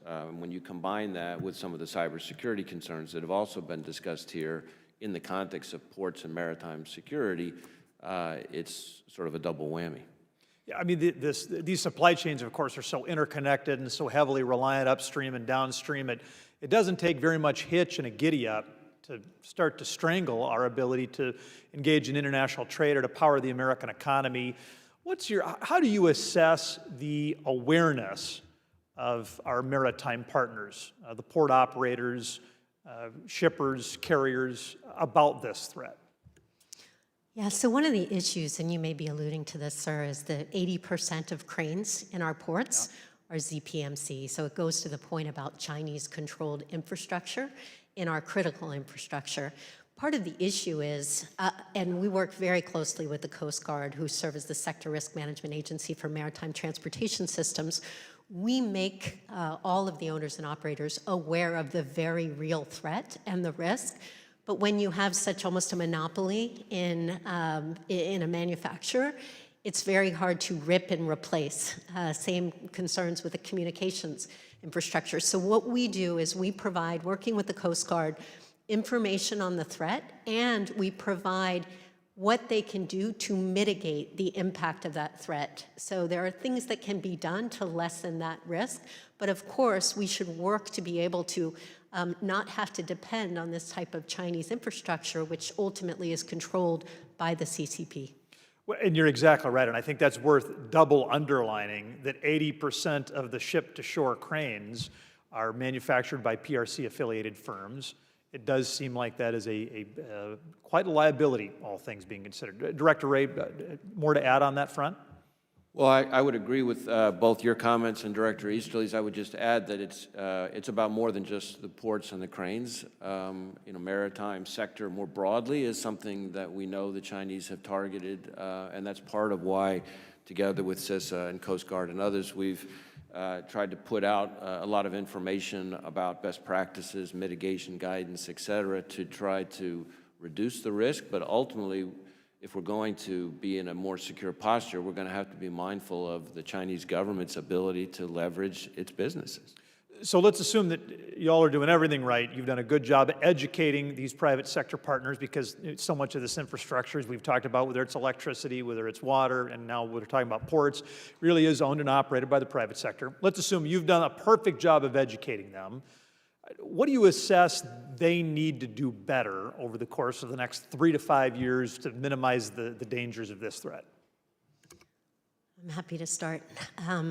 One other thing I would mention, FBI and CISA actually put out something specific about Chinese manufactured drones, which is another area we have significant concerns in. But in terms of what they need to do, it goes back to ensuring that they have an awareness of the threat environment and that they are taking those measures to invest in basic cyber hygiene. Some of this are just taking the basics to understand your infrastructure, to know what the vulnerabilities are, so you can drive remediation of them. That cyber hygiene is so important. I made the point in the opening statement, but I really think it's worth doubling down. Every CEO, every board member, every business leader of a critical infrastructure owner or operator has to see cyber risk as a core business risk. They have to manage it as a matter of good governance and national security. So that's an important message to anybody that leads an organization in this nation. I would just add to those very good points that much as Director Easterly referred to in her opening statement, same thing in the context of ports and maritime security more broadly, we need victims to reach out to us immediately, because the victim who reaches out to immediately is the one who's going to supply the information that will enable us not just to be able to share information with them to better mitigate and prevent their attack from becoming worse, but more importantly, in many ways, prevent the attack from metastasizing to other sectors and other businesses. So the first victim that gets contacted, that victim's information is the one that helps us protect all the other organizations and victims that are potentially out there. And so we see all the time, when it's done right, businesses reaching out to their local FBI field office. We're able to be there often within an hour or just a little bit more, sharing technical indicators that they wouldn't have had. The dots get connected, they're better able to prevent that attack from getting worse, but then they're also able to share intelligence which enables us collectively to then arm other businesses and other ports, let's say in this case, from being victims and getting further left of boom.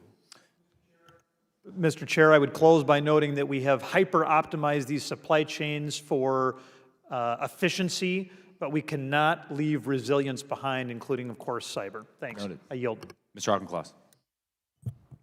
Thank you, Chairman, for today bringing together witnesses with such credibility and commitment to defending our democracy. I appreciate it. This hearing brings to mind my favorite anecdote from the Civil War. It was 1864, and Grant just took command of the Army of the Potomac, and he was surrounded by his senior staff. And they were preparing for their march into Northern Virginia, and they kept on saying, well, Lee's going to do this, and Lee's going to do that, and what if Lee thinks about this? And he snapped, and he said, stop worrying about what General Lee is going to do. Let's make him worry about what we're going to do to them. And I think about that a lot when it comes to cyber, because we have to do all of these things that Mr. Johnson put forward so articulately about making ourselves resilient, but we also have to make them worry about what we're going to do to them. And it strikes me that the best offense we have is not actually the NSA's ability to hit their critical infrastructure, although I know we can do that, and we're in the clear right now, and I'm not going to ask you all the details, but that needs to be there.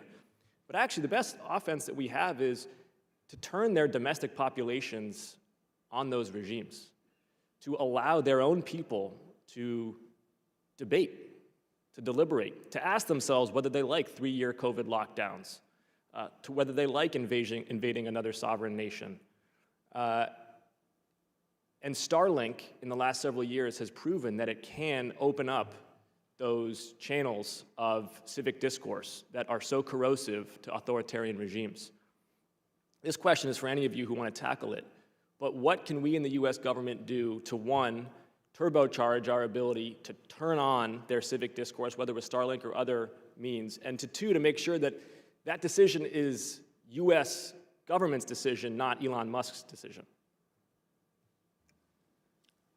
I'd like to start, Congressman. I think the key piece that you've just talked about is what we've all realized, which is what we do hasn't changed a lot. The National Security Agency, we do signals intelligence, we do cybersecurity. At U.S. Cyber Command, we do cyberspace operations. It's the how. The how is changing so rapidly. And this is where we have an impact against China. Much in the same way Grant in the Wilderness Campaign decided that we're going to focus on our strengths, not worry about his adversary. That's the same thing we have here. We have our strengths. Our strengths begin with our partnership. Our strengths begin with the fact that we are able to talk with our private sector and be able to understand broadly what is going on. The fact that we are now publishing these type of insights in an unclassified manner, hanging them on our websites, must and will. But do we have a concern the plan, Chinese. General? Do we have, and maybe this is for Mr. Coker or Ms. Easterly, but do we have a plan for internet freedom in Iran, in Russia, in China, so that their populations can engage? The Ayatollah is 84 years old. He's got advanced prostate cancer. There's going to be a succession soon. Are we ensuring that the Iranian people have as much of a voice as possible in making their discontent known as that succession planning is happening? Same thing, of course, in China. That's what really keeps Xi Jinping up at night, I believe, is not actually US politics, it's latent Chinese politics. Well, I'll come at it from the FBI's end. I mean, much of what you're talking about are operations that would take place, in those countries. But that's why when we call out transnational repression by all the governments you listed off, that's so important, because those repressive techniques that you're talking about, they're not just doing them in their home countries, they're exporting it onto US soil. And their victims, their intended victims, are primarily the diaspora of those countries, dissidents and critics here who have the audacity, in their view, to criticize those regimes, the Chinese, the Iranians, the Russians, et cetera. And so when we take action through exercise of the rule of law here to protect those victims and call out that behavior, those families are in contact with their family members back in those countries, which helps create the dynamic you're talking about. I agree with you, and we've had excellent hearings on transnational repression, and I understand the feedback loops. I would say, though, that we need a whole-of-government strategy for Starlink on steroids for these authoritarian regimes. In my last 30 seconds, Director Wray, I want to compliment you on the work that you've done since October 7th to improve public safety in the United States. I know that's been a focus of yours, and that in December you testified that you saw blinking lights everywhere and that you were especially concerned about Hamas-inspired domestic terrorism. And we know that the Chinese are fomenting that, frankly.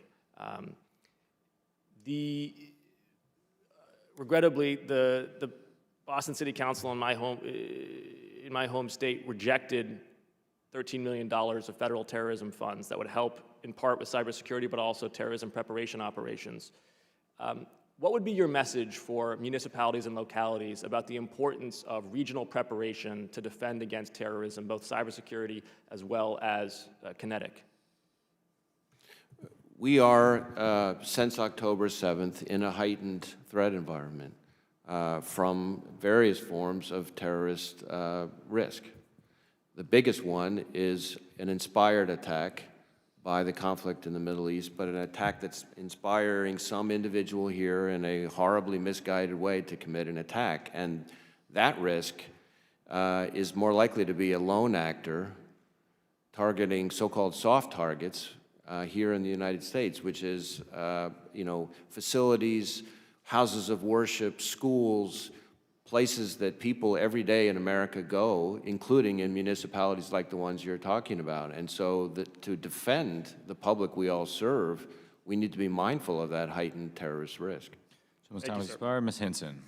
Thank you, Mr. Chairman. Good afternoon to our distinguished guests. Thank you so much for appearing before our committee to discuss these blatant threats that the PRC poses, not only to our cybersecurity, but to our national security on many, many levels. And Director Wray, I wrote it down when you gave your opening statement. You talked about, they want to wreak havoc and real-world harm on us.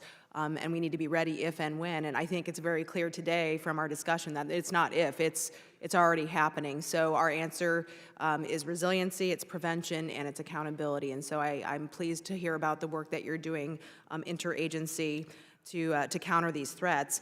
And back in September, the chairman and I led a letter to you, Director Wray, as well as to Secretary Austin, requesting that the FBI and Pentagon brief members of this committee specifically on the gate crashers at many of our sensitive facilities, U.S. military bases, critical infrastructure. And it's unacceptable that the PRC was even able to gain access to many of these sensitive sites. They scuba dived around sensitive military equipment. They were able to infiltrate our Army test sites, missile sites, and then, of course, the most egregious example of the spy balloon going across our country. It's a blatant attack on our country to undermine our national security and breach our military and technical innovation. So I appreciate the prompt response to our letter, and I want to ensure that this conversation continues, that our security agencies are prioritizing this at the highest level. So I would be curious what the FBI is doing right now to further secure these critical areas to ensure that we are stopping these threats to the American people before they happen.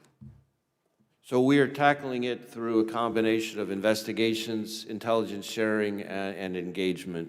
And to break that down a little bit further, we have in all 56 of our field offices counterintelligence task forces that are FBI-led, but that have representatives serving on them from the relevant military agencies that are in that area, as well as in many cases state and local law enforcement, who are a very important part of giving us sort of additional force multiplier to help counter the threat. And so we've had a number of investigations into different kinds of efforts by actors associated with the PRC to spy on, if you will, or in other ways target our military installations. Intelligence sharing, obviously things that we learned through our investigations, we're able to marshal that and then share that back with our DoD partners so that they can use that to be even savvier about how they defend their installations. And then engagement, we're trying to make sure that the lines of communication are wide open between us and whatever military facility is in that particular area. When I visit an FBI field office, and I've visited all 56 twice, I'm on my third round now, it never fails to inspire me, the close relationship that exists between the local FBI field office and the military presence in that state. Yeah, and I'm sure there are many, many of those partnerships that have been very, very successful in stopping many of these threats, but we can't rest on our laurels, and obviously continuing those conversations is going to be critical, and look forward to maybe further conversations there, perhaps in classified setting about what more we can be doing. I want to quickly follow up in the remaining time that I have about rip and replace, because that is a huge, huge concern.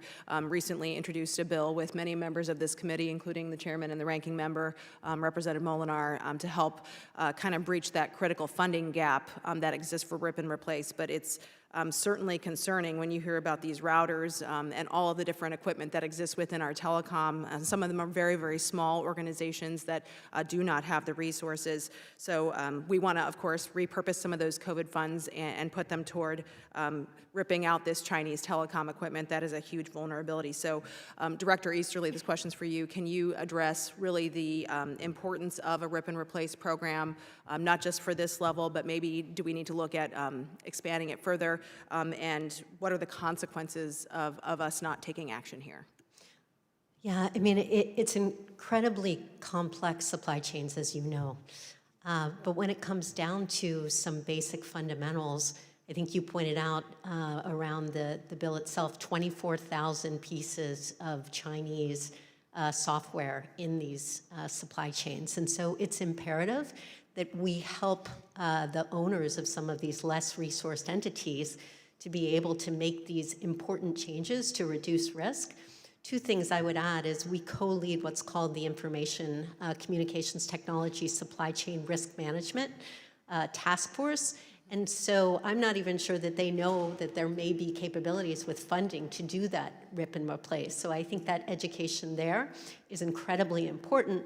The other thing that I think we need to be aware of, and we, of course, the FCC has a covered list with a variety of different Chinese equipment, from Dahua to Huawei to ZTE to Hytera.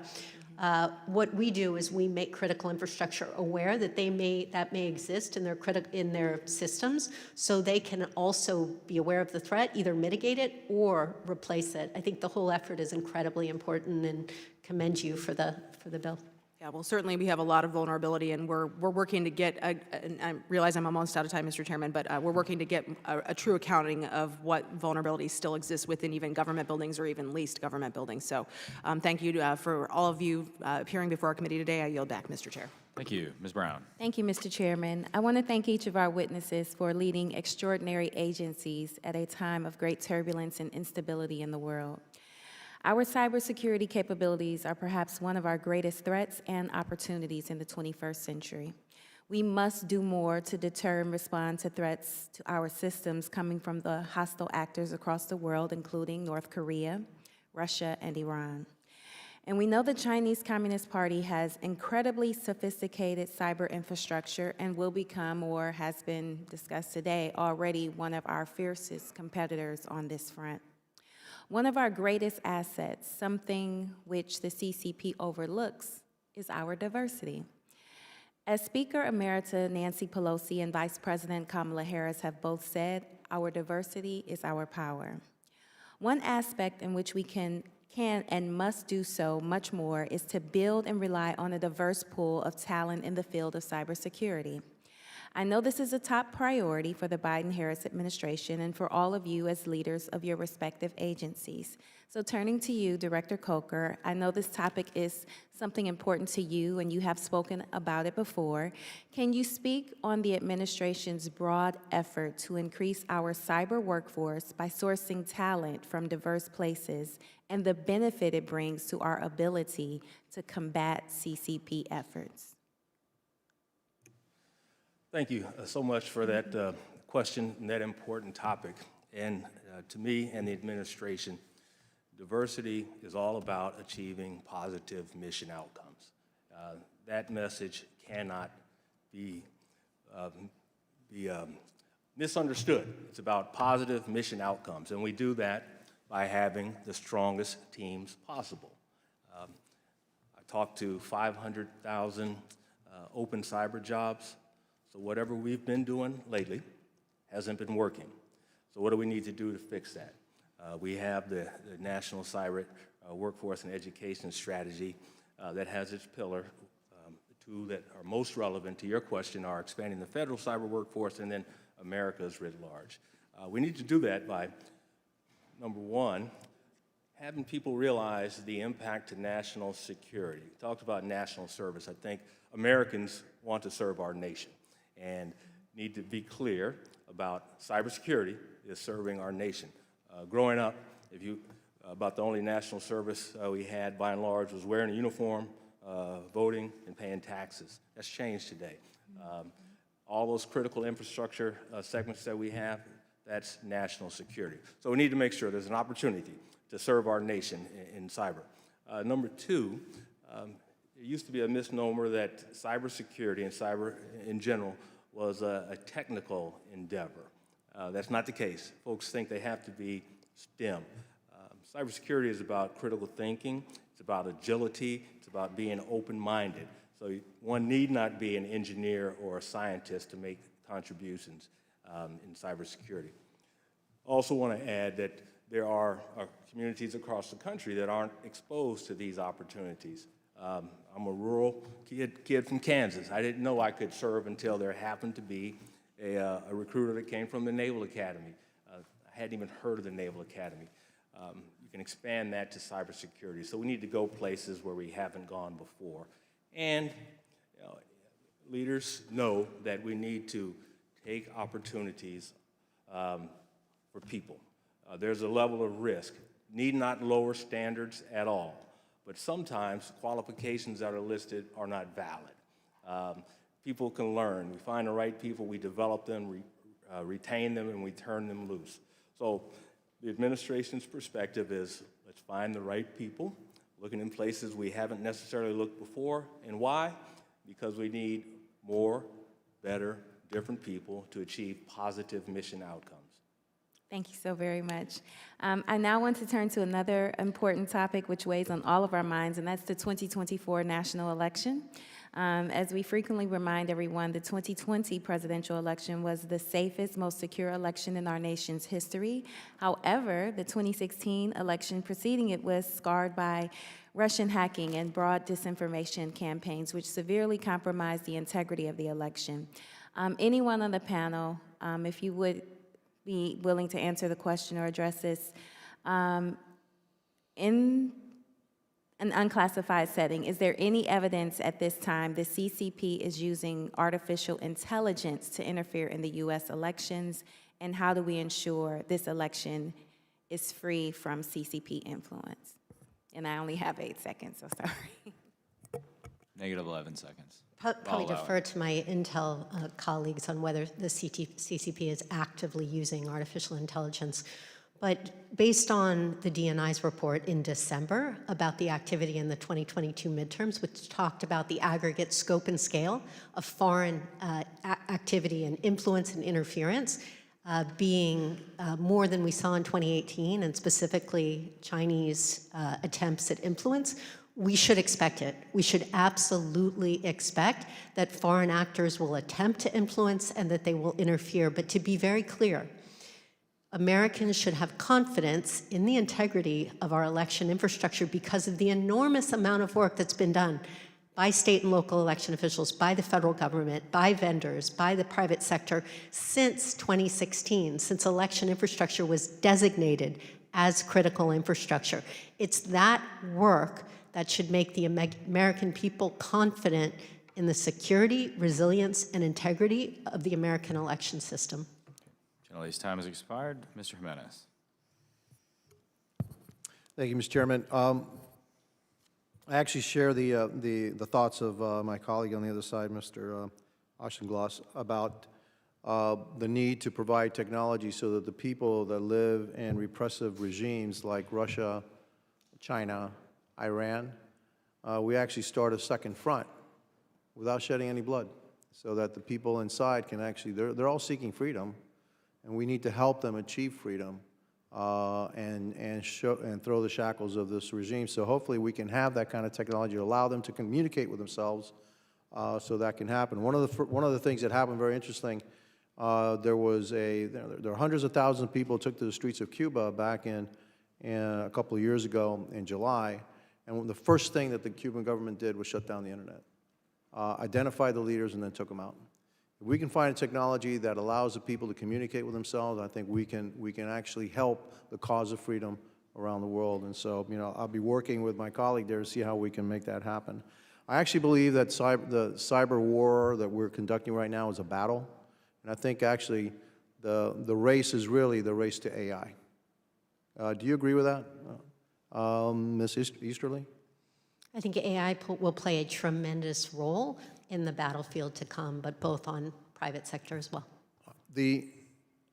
How important is the accumulation of data in this race to AI? Well, it's all about data at the end of the day, so Good. data is the gold. So here's where I'm going. Data is the oil. Okay, there's 150 million users of TikTok in the United States. How valuable is that data to the CCP? Enormously valuable. Okay.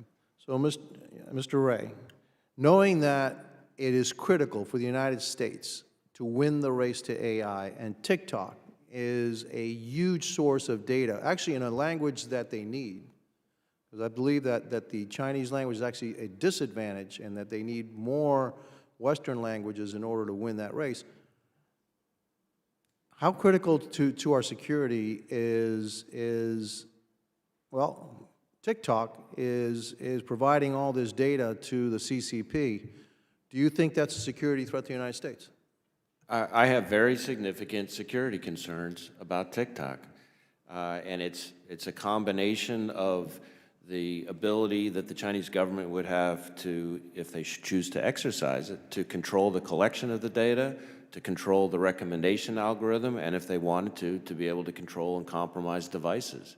And if you layer AI, as you're saying, right on top of all that, it just amplifies those concerns, because the ability to collect U.S. person data and feed that into their AI engine, it just magnifies the problem. We look at AI as a concern in the wrong hands, but we also know that American AI innovation is the envy of the world, and the Chinese are trying to steal it. So the big concern, of course, is that they will not only steal American data and feed it into their AI engine, but that they'll steal American AI innovation and make their theft even more effective.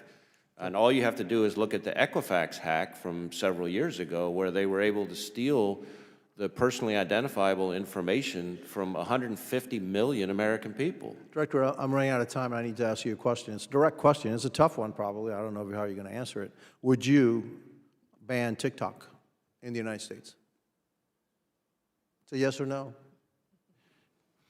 Well, there's a decision-making process that's outside my lane, but let me try to answer it this way. As long as the Chinese government has the ability to control all these aspects of the business, I don't see how you get your way clear to mitigating those concerns. Fair enough. I also share the concerns of my colleague, Mr. Johnson. Over the past 8 months, I've worked with the Chairman Gallagher and members of the Committee on Homeland Security, led by my Transportation and Maritime Security Subcommittee, to conduct a joint investigation examining cybersecurity and supply chain threats at U.S. maritime ports posed by the People's Republic of China. I anticipate sharing our joint investigative report soon. When I was the mayor of Miami-Dade County, we operate one of the biggest ports, in the United States. And lo and behold, when I look at our cranes, they all had Chinese writing on it. So they all came from China. 80% of the world's cranes are actually manufactured in China. But what's worse, I thought that we were okay with software. Maybe software developed in Western countries was okay operating these cranes, but we also found out that in a lot of instances, the software is shipped to China, stays there for over a year, and then it's installed in China, and we don't know what happens to it in that time. And so operating that software, knowing that that software either reporting back to China or that somehow it can be turned off at any time, think about it. 80% of the world's commerce is controlled by those cranes. So thank you, and I'm way over, so thank you very much for indulging me, Mr. Chairman. Apparently the lights are also controlled by somebody. Carlos and I climbed up in one of those cranes. In Miami. I didn't know that I was afraid of heights until that moment, but it was illuminating. Ms. Stevens. I'm always learning about our chairman. This is a real honor to be with all of you. This is another just top-notch hearing, and certainly, we're not the Homeland Security Committee or even Armed Services, and so, yes, getting into these points about the entanglements of cybersecurity threats and its realities, of which I'd love to ask you about. I just wanted to start from a more elevated place, and maybe this is a question for Mr. Wray and Mr. Coker. What is the CCP's motivation, as far as you know and can share, with cybersecurity threats and actions? Because we've been hearing colleagues and everyone talking about all these little examples and all the tools and this and that. But what's the goal here? Is it to chip away at our economy? Is it to make us look weak? And in fact, I think even just some of what we're positing today is perpetuating, I think, some of this position of weakness rather than strength, because much of this technology is technology we've created. But that's another point. I'm more interested in the why. Well, my starting point would be that, as with most questions about the Chinese government's tactics and strategy, when one asks, is it A, B, or C, the answer is usually D, all the above. And in the context of cyber threats, They are using their biggest hacking program in the world to try to steal our intellectual property, to advance their own economic engine. They're trying to steal our personally identifiable information to feed into the influence operations and other tactics that we've talked about here already in this hearing. They're using their cyber targeting to suppress dissidents and critics. And, as is revealed through the operation we've talked about and announced here this morning, they're using their cyber targeting to pre-position on our critical infrastructure to be able, should they so choose, to conduct a destructive or disruptive attack on our critical infrastructure at the time of a conflict. So they're doing all those things. They all feed up ultimately into their goal to supplant the U.S. as the world's greatest superpower. I'm in agreement in that the goal is to supplant the U.S. We are in a competition with China, and frankly, they're the only nation that has the means to reshape the international order, and means being diplomatic, economic, military. We are in a competition. We have to acknowledge that and will not lose sight of it. We also need to manage that competition responsibly to avoid the confrontation and conflict, and we can do that by continuing to operate with competence, not yielding the initiative, not merely staying on the defensive, but being as strong as the United States has always been.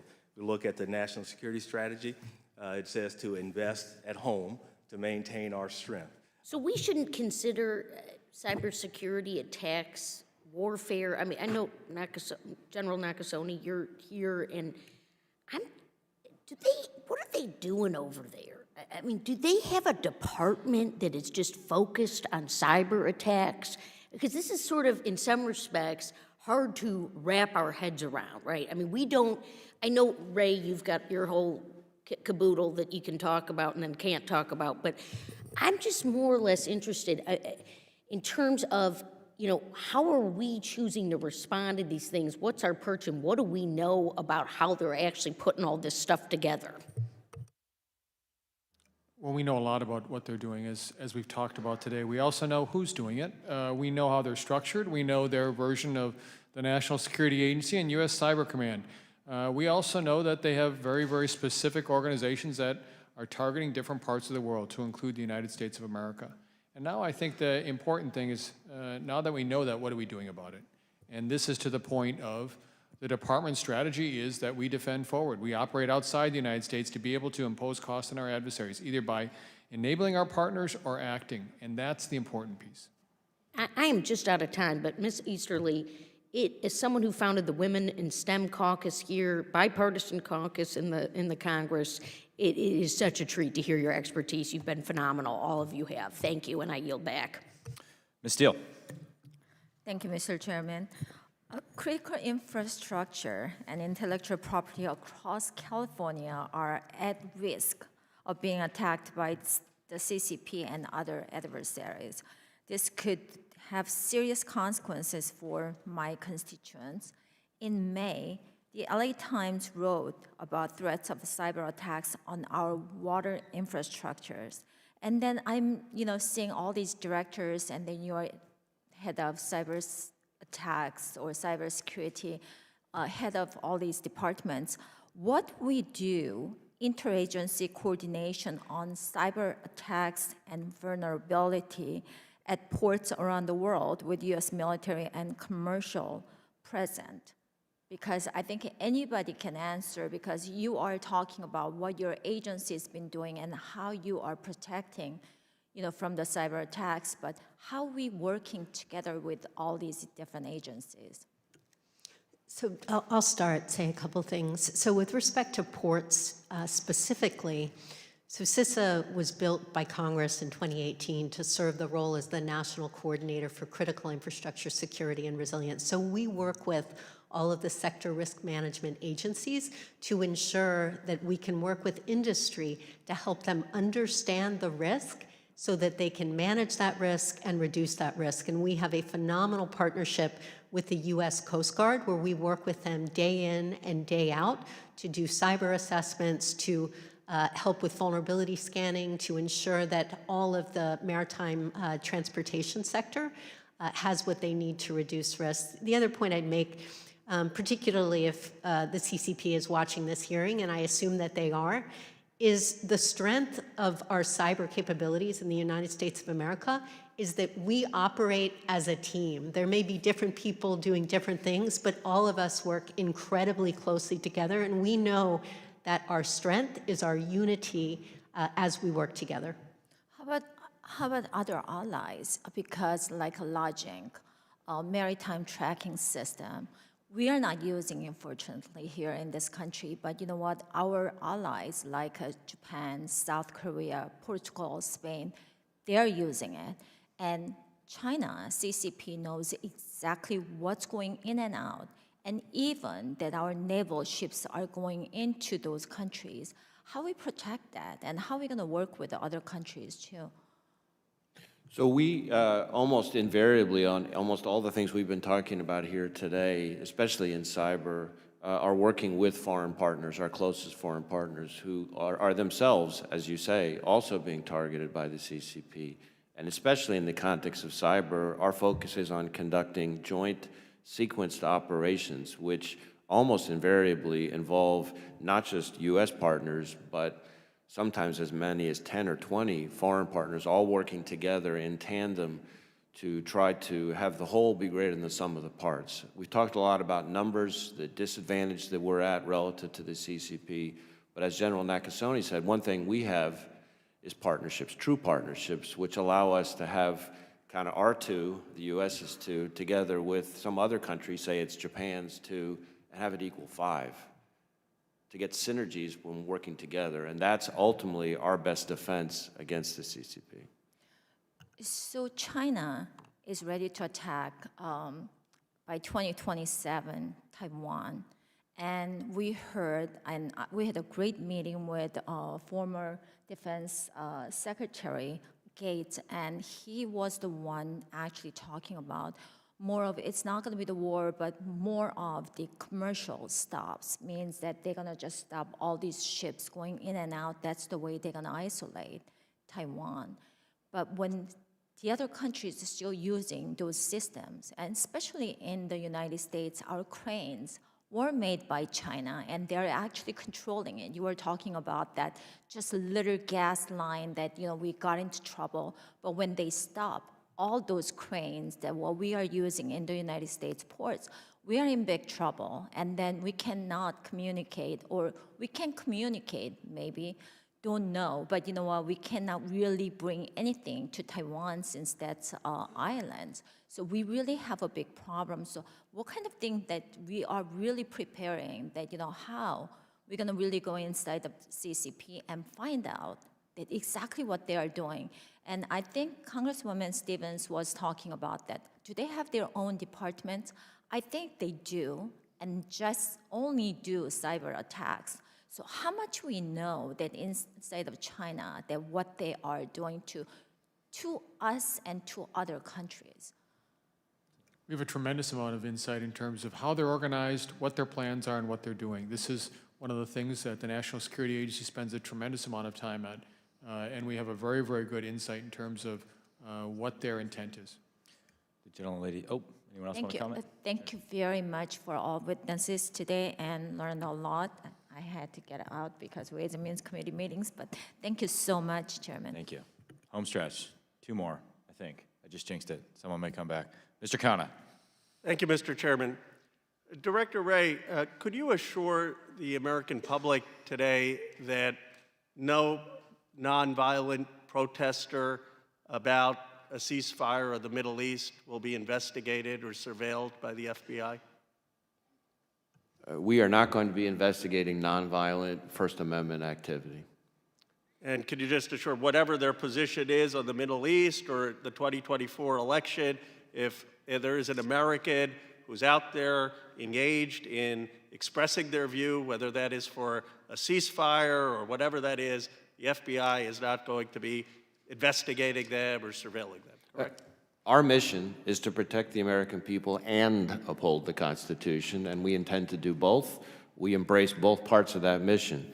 In our view, it doesn't matter what you're ticked off about or who you're ticked off at. There's a right way under the First Amendment to exercise those views, and we're going to help protect that. And there's a wrong way to exercise those views, and that's violence and threats, and we are going to investigate that.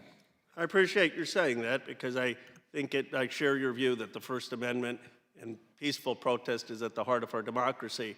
I also have appreciated some of your views on making sure that as we appropriately investigate Chinese threats to infrastructure and the Chinese Communist Party's threats and deal with the cybersecurity, you've been very clear that you do not think that that should involve the profiling of Chinese Americans, and I think you've been sensitive in some remarks you made at University of Michigan about how in the past that has happened. Can you speak to some of the past history of profiling of Asian Americans and how under your leadership you're going to make sure that that doesn't happen as we appropriately investigate Chinese Communist Party threats to the United States?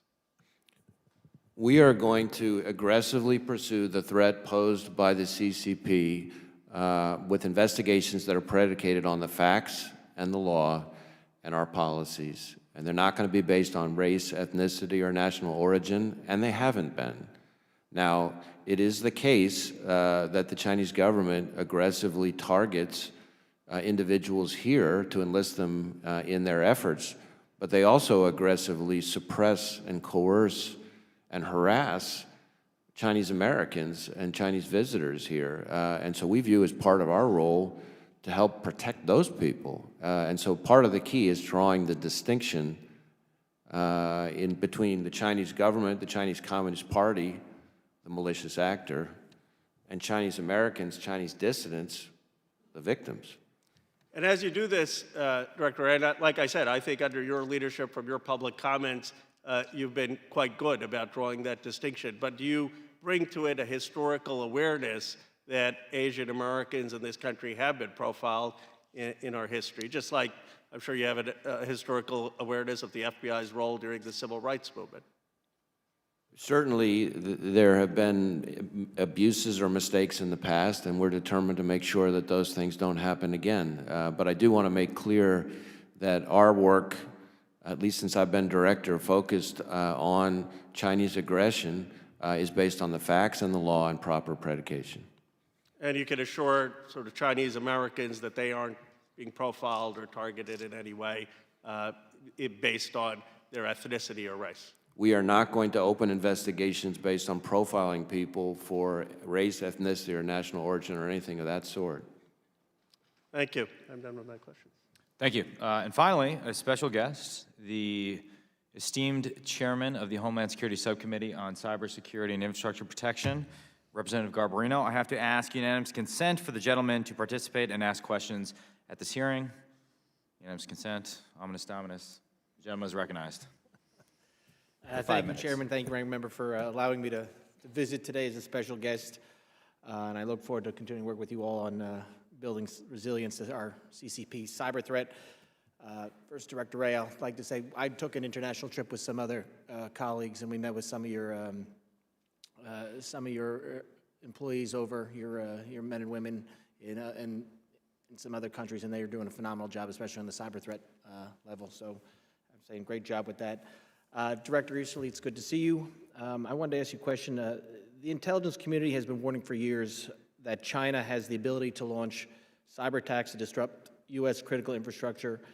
In response to the persistence of this threat, I understand CISA has hired a new associate director to lead China operations. Can you please provide an update on the work of what's been completed over the last 6 months, and what do you have for the remainder, what plans for the remainder of the year?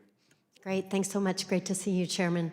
Early last year, we decided to stand up a whole element under the Associate Director for China Operations, and so we hired a terrific subject matter expert, Andrew Scott, to lead that effort, really a cross-agency effort, to ensure we had a deep understanding of the threat to critical infrastructure and that we could work effectively with our partners across the interagency at the state and local level, and of course with industry, to be able to build the security and the resilience that we need to defend the nation from these threats. Since that period of time, we, of course, as we've been talking about in this hearing, we have affirmatively found and eradicated Chinese intrusions in our critical infrastructure, a whole variety of sectors that we believe are being used to pre-position and prepare for destructive cyber attacks. So we have many lines of effort. One is about evicting cyber actors. One is about providing our free services to all of our stakeholders across the country so they have the vulnerability capabilities to identify and drive remediation of these vulnerabilities and exploits taken advantage of by the Chinese cyber actors. And then, as we've been talking about here, really catalyzing that operational collaboration, those public-private partnerships, because between government and the intelligence community, we really need industry to help build that mosaic so we have a deep understanding of the threat so that we can together reduce risk to the American people. Is the JCDC, you talk about those collaborations, the JCDC, Joint Cyber Defense Collaborative, what value is that adding to your China operations? Yeah, this was, of course, the great innovation brought to us by the Cyberspace Solarium Commission. Started out as the JICPO. We turned it into the JCDC because I like rock and roll. But we've had that stood up for over 2.5 years now. We went from 10 companies that we're working with to over 200. And it really has been the platform that we've used to catalyze that operational collaboration, which is rooted in 3 fundamental things. A recognition that a threat to one business could be a threat to many. Why letting FBI and CISA know about a cyber threat incident is so critical. Second, it's really the reciprocal responsibilities of government and industry to recognize that we have to share information in real time. That has to be transparent. The government has to add value. The government has to be responsible in terms of how we protect data. And then finally, what the JCDC offers is a scalable way for us to share information, not just with the private sector, but very important partners across the government, like the National Security Agency Cyber Collaboration Cell and FBI's NCI JTF. So it really does help to put operational collaboration across the cyber ecosystem on steroids. And again, we're very grateful to the Congress for helping to fund it and authorize it, and to the Cyberspace Solarium Commission for coming up with that great idea. Thank you, Director. Director Coker, congratulations on the new position. I wanted to, in your opening testimony, you mentioned administration's focusing on harmonizing cyber regulation and furtherance of the national cyber strategy. As you understand, the SEC recently finalized a cyber incident rule that goes, what I believe is against their SIA, and also so does the Department of Homeland Security. And many sectors have said that with this new rule, their cyber employees are going to be spending half their time on compliance instead of facing the threats from CCP cyber threats. As we pursue a CRA this week, the Senate might pass it, and we're going to try to pass it in the House. What is the administration doing to harmonize between agencies and departments? And thank you for your kind words and for raising this important topic to us. Part of the national cybersecurity strategy has been to do regulatory harmonization. And the point of that regulatory harmonization is to reduce the burden of compliance. And the way we're going about that, we have issued a request for information and received more than 80 responses from the private sector and public sector. Right now, we are going through the process of better understanding those, again, with the goal of reducing the burden of compliance.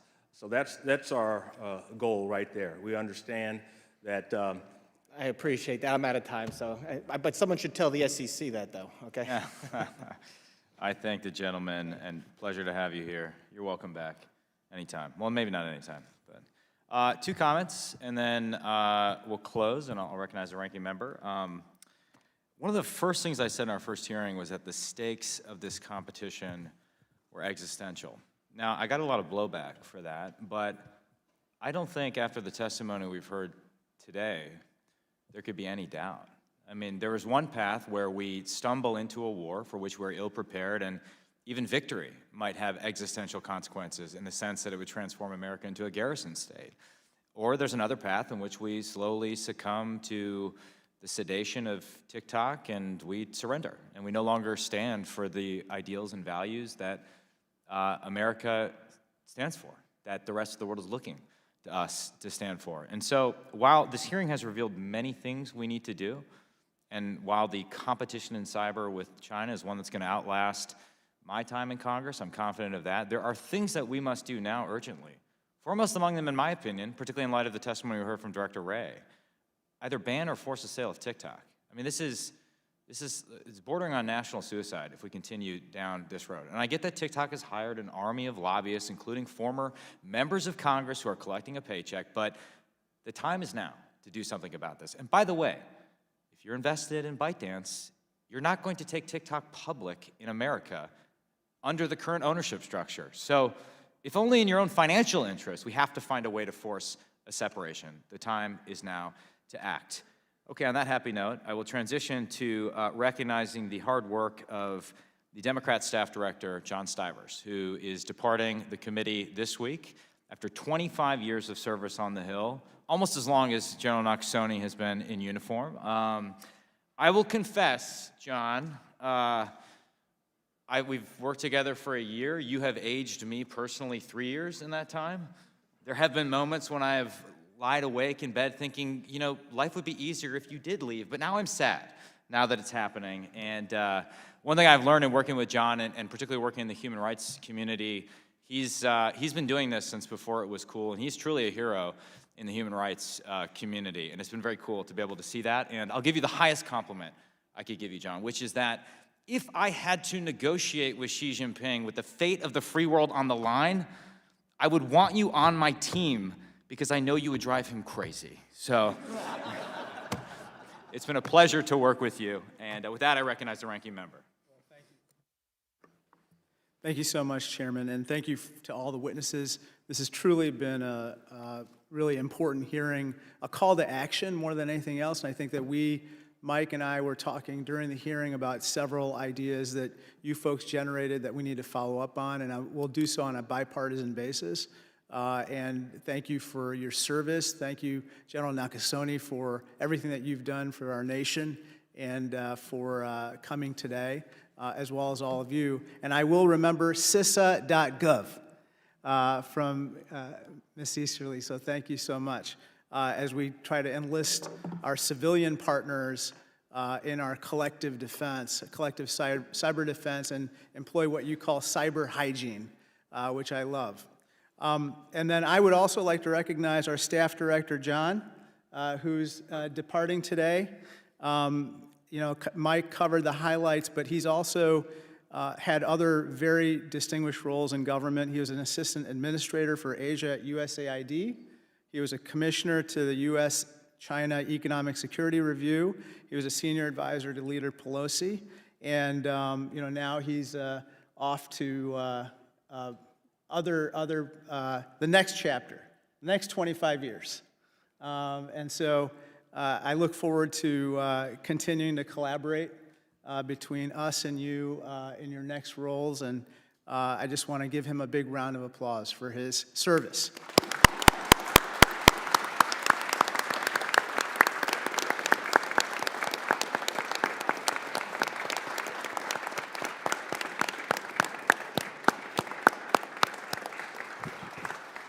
I'm not done. I am done. I yield back. Thank you. Without objection, questions for the record are due 1 week from today. Without objection, the committee hearing is adjourned.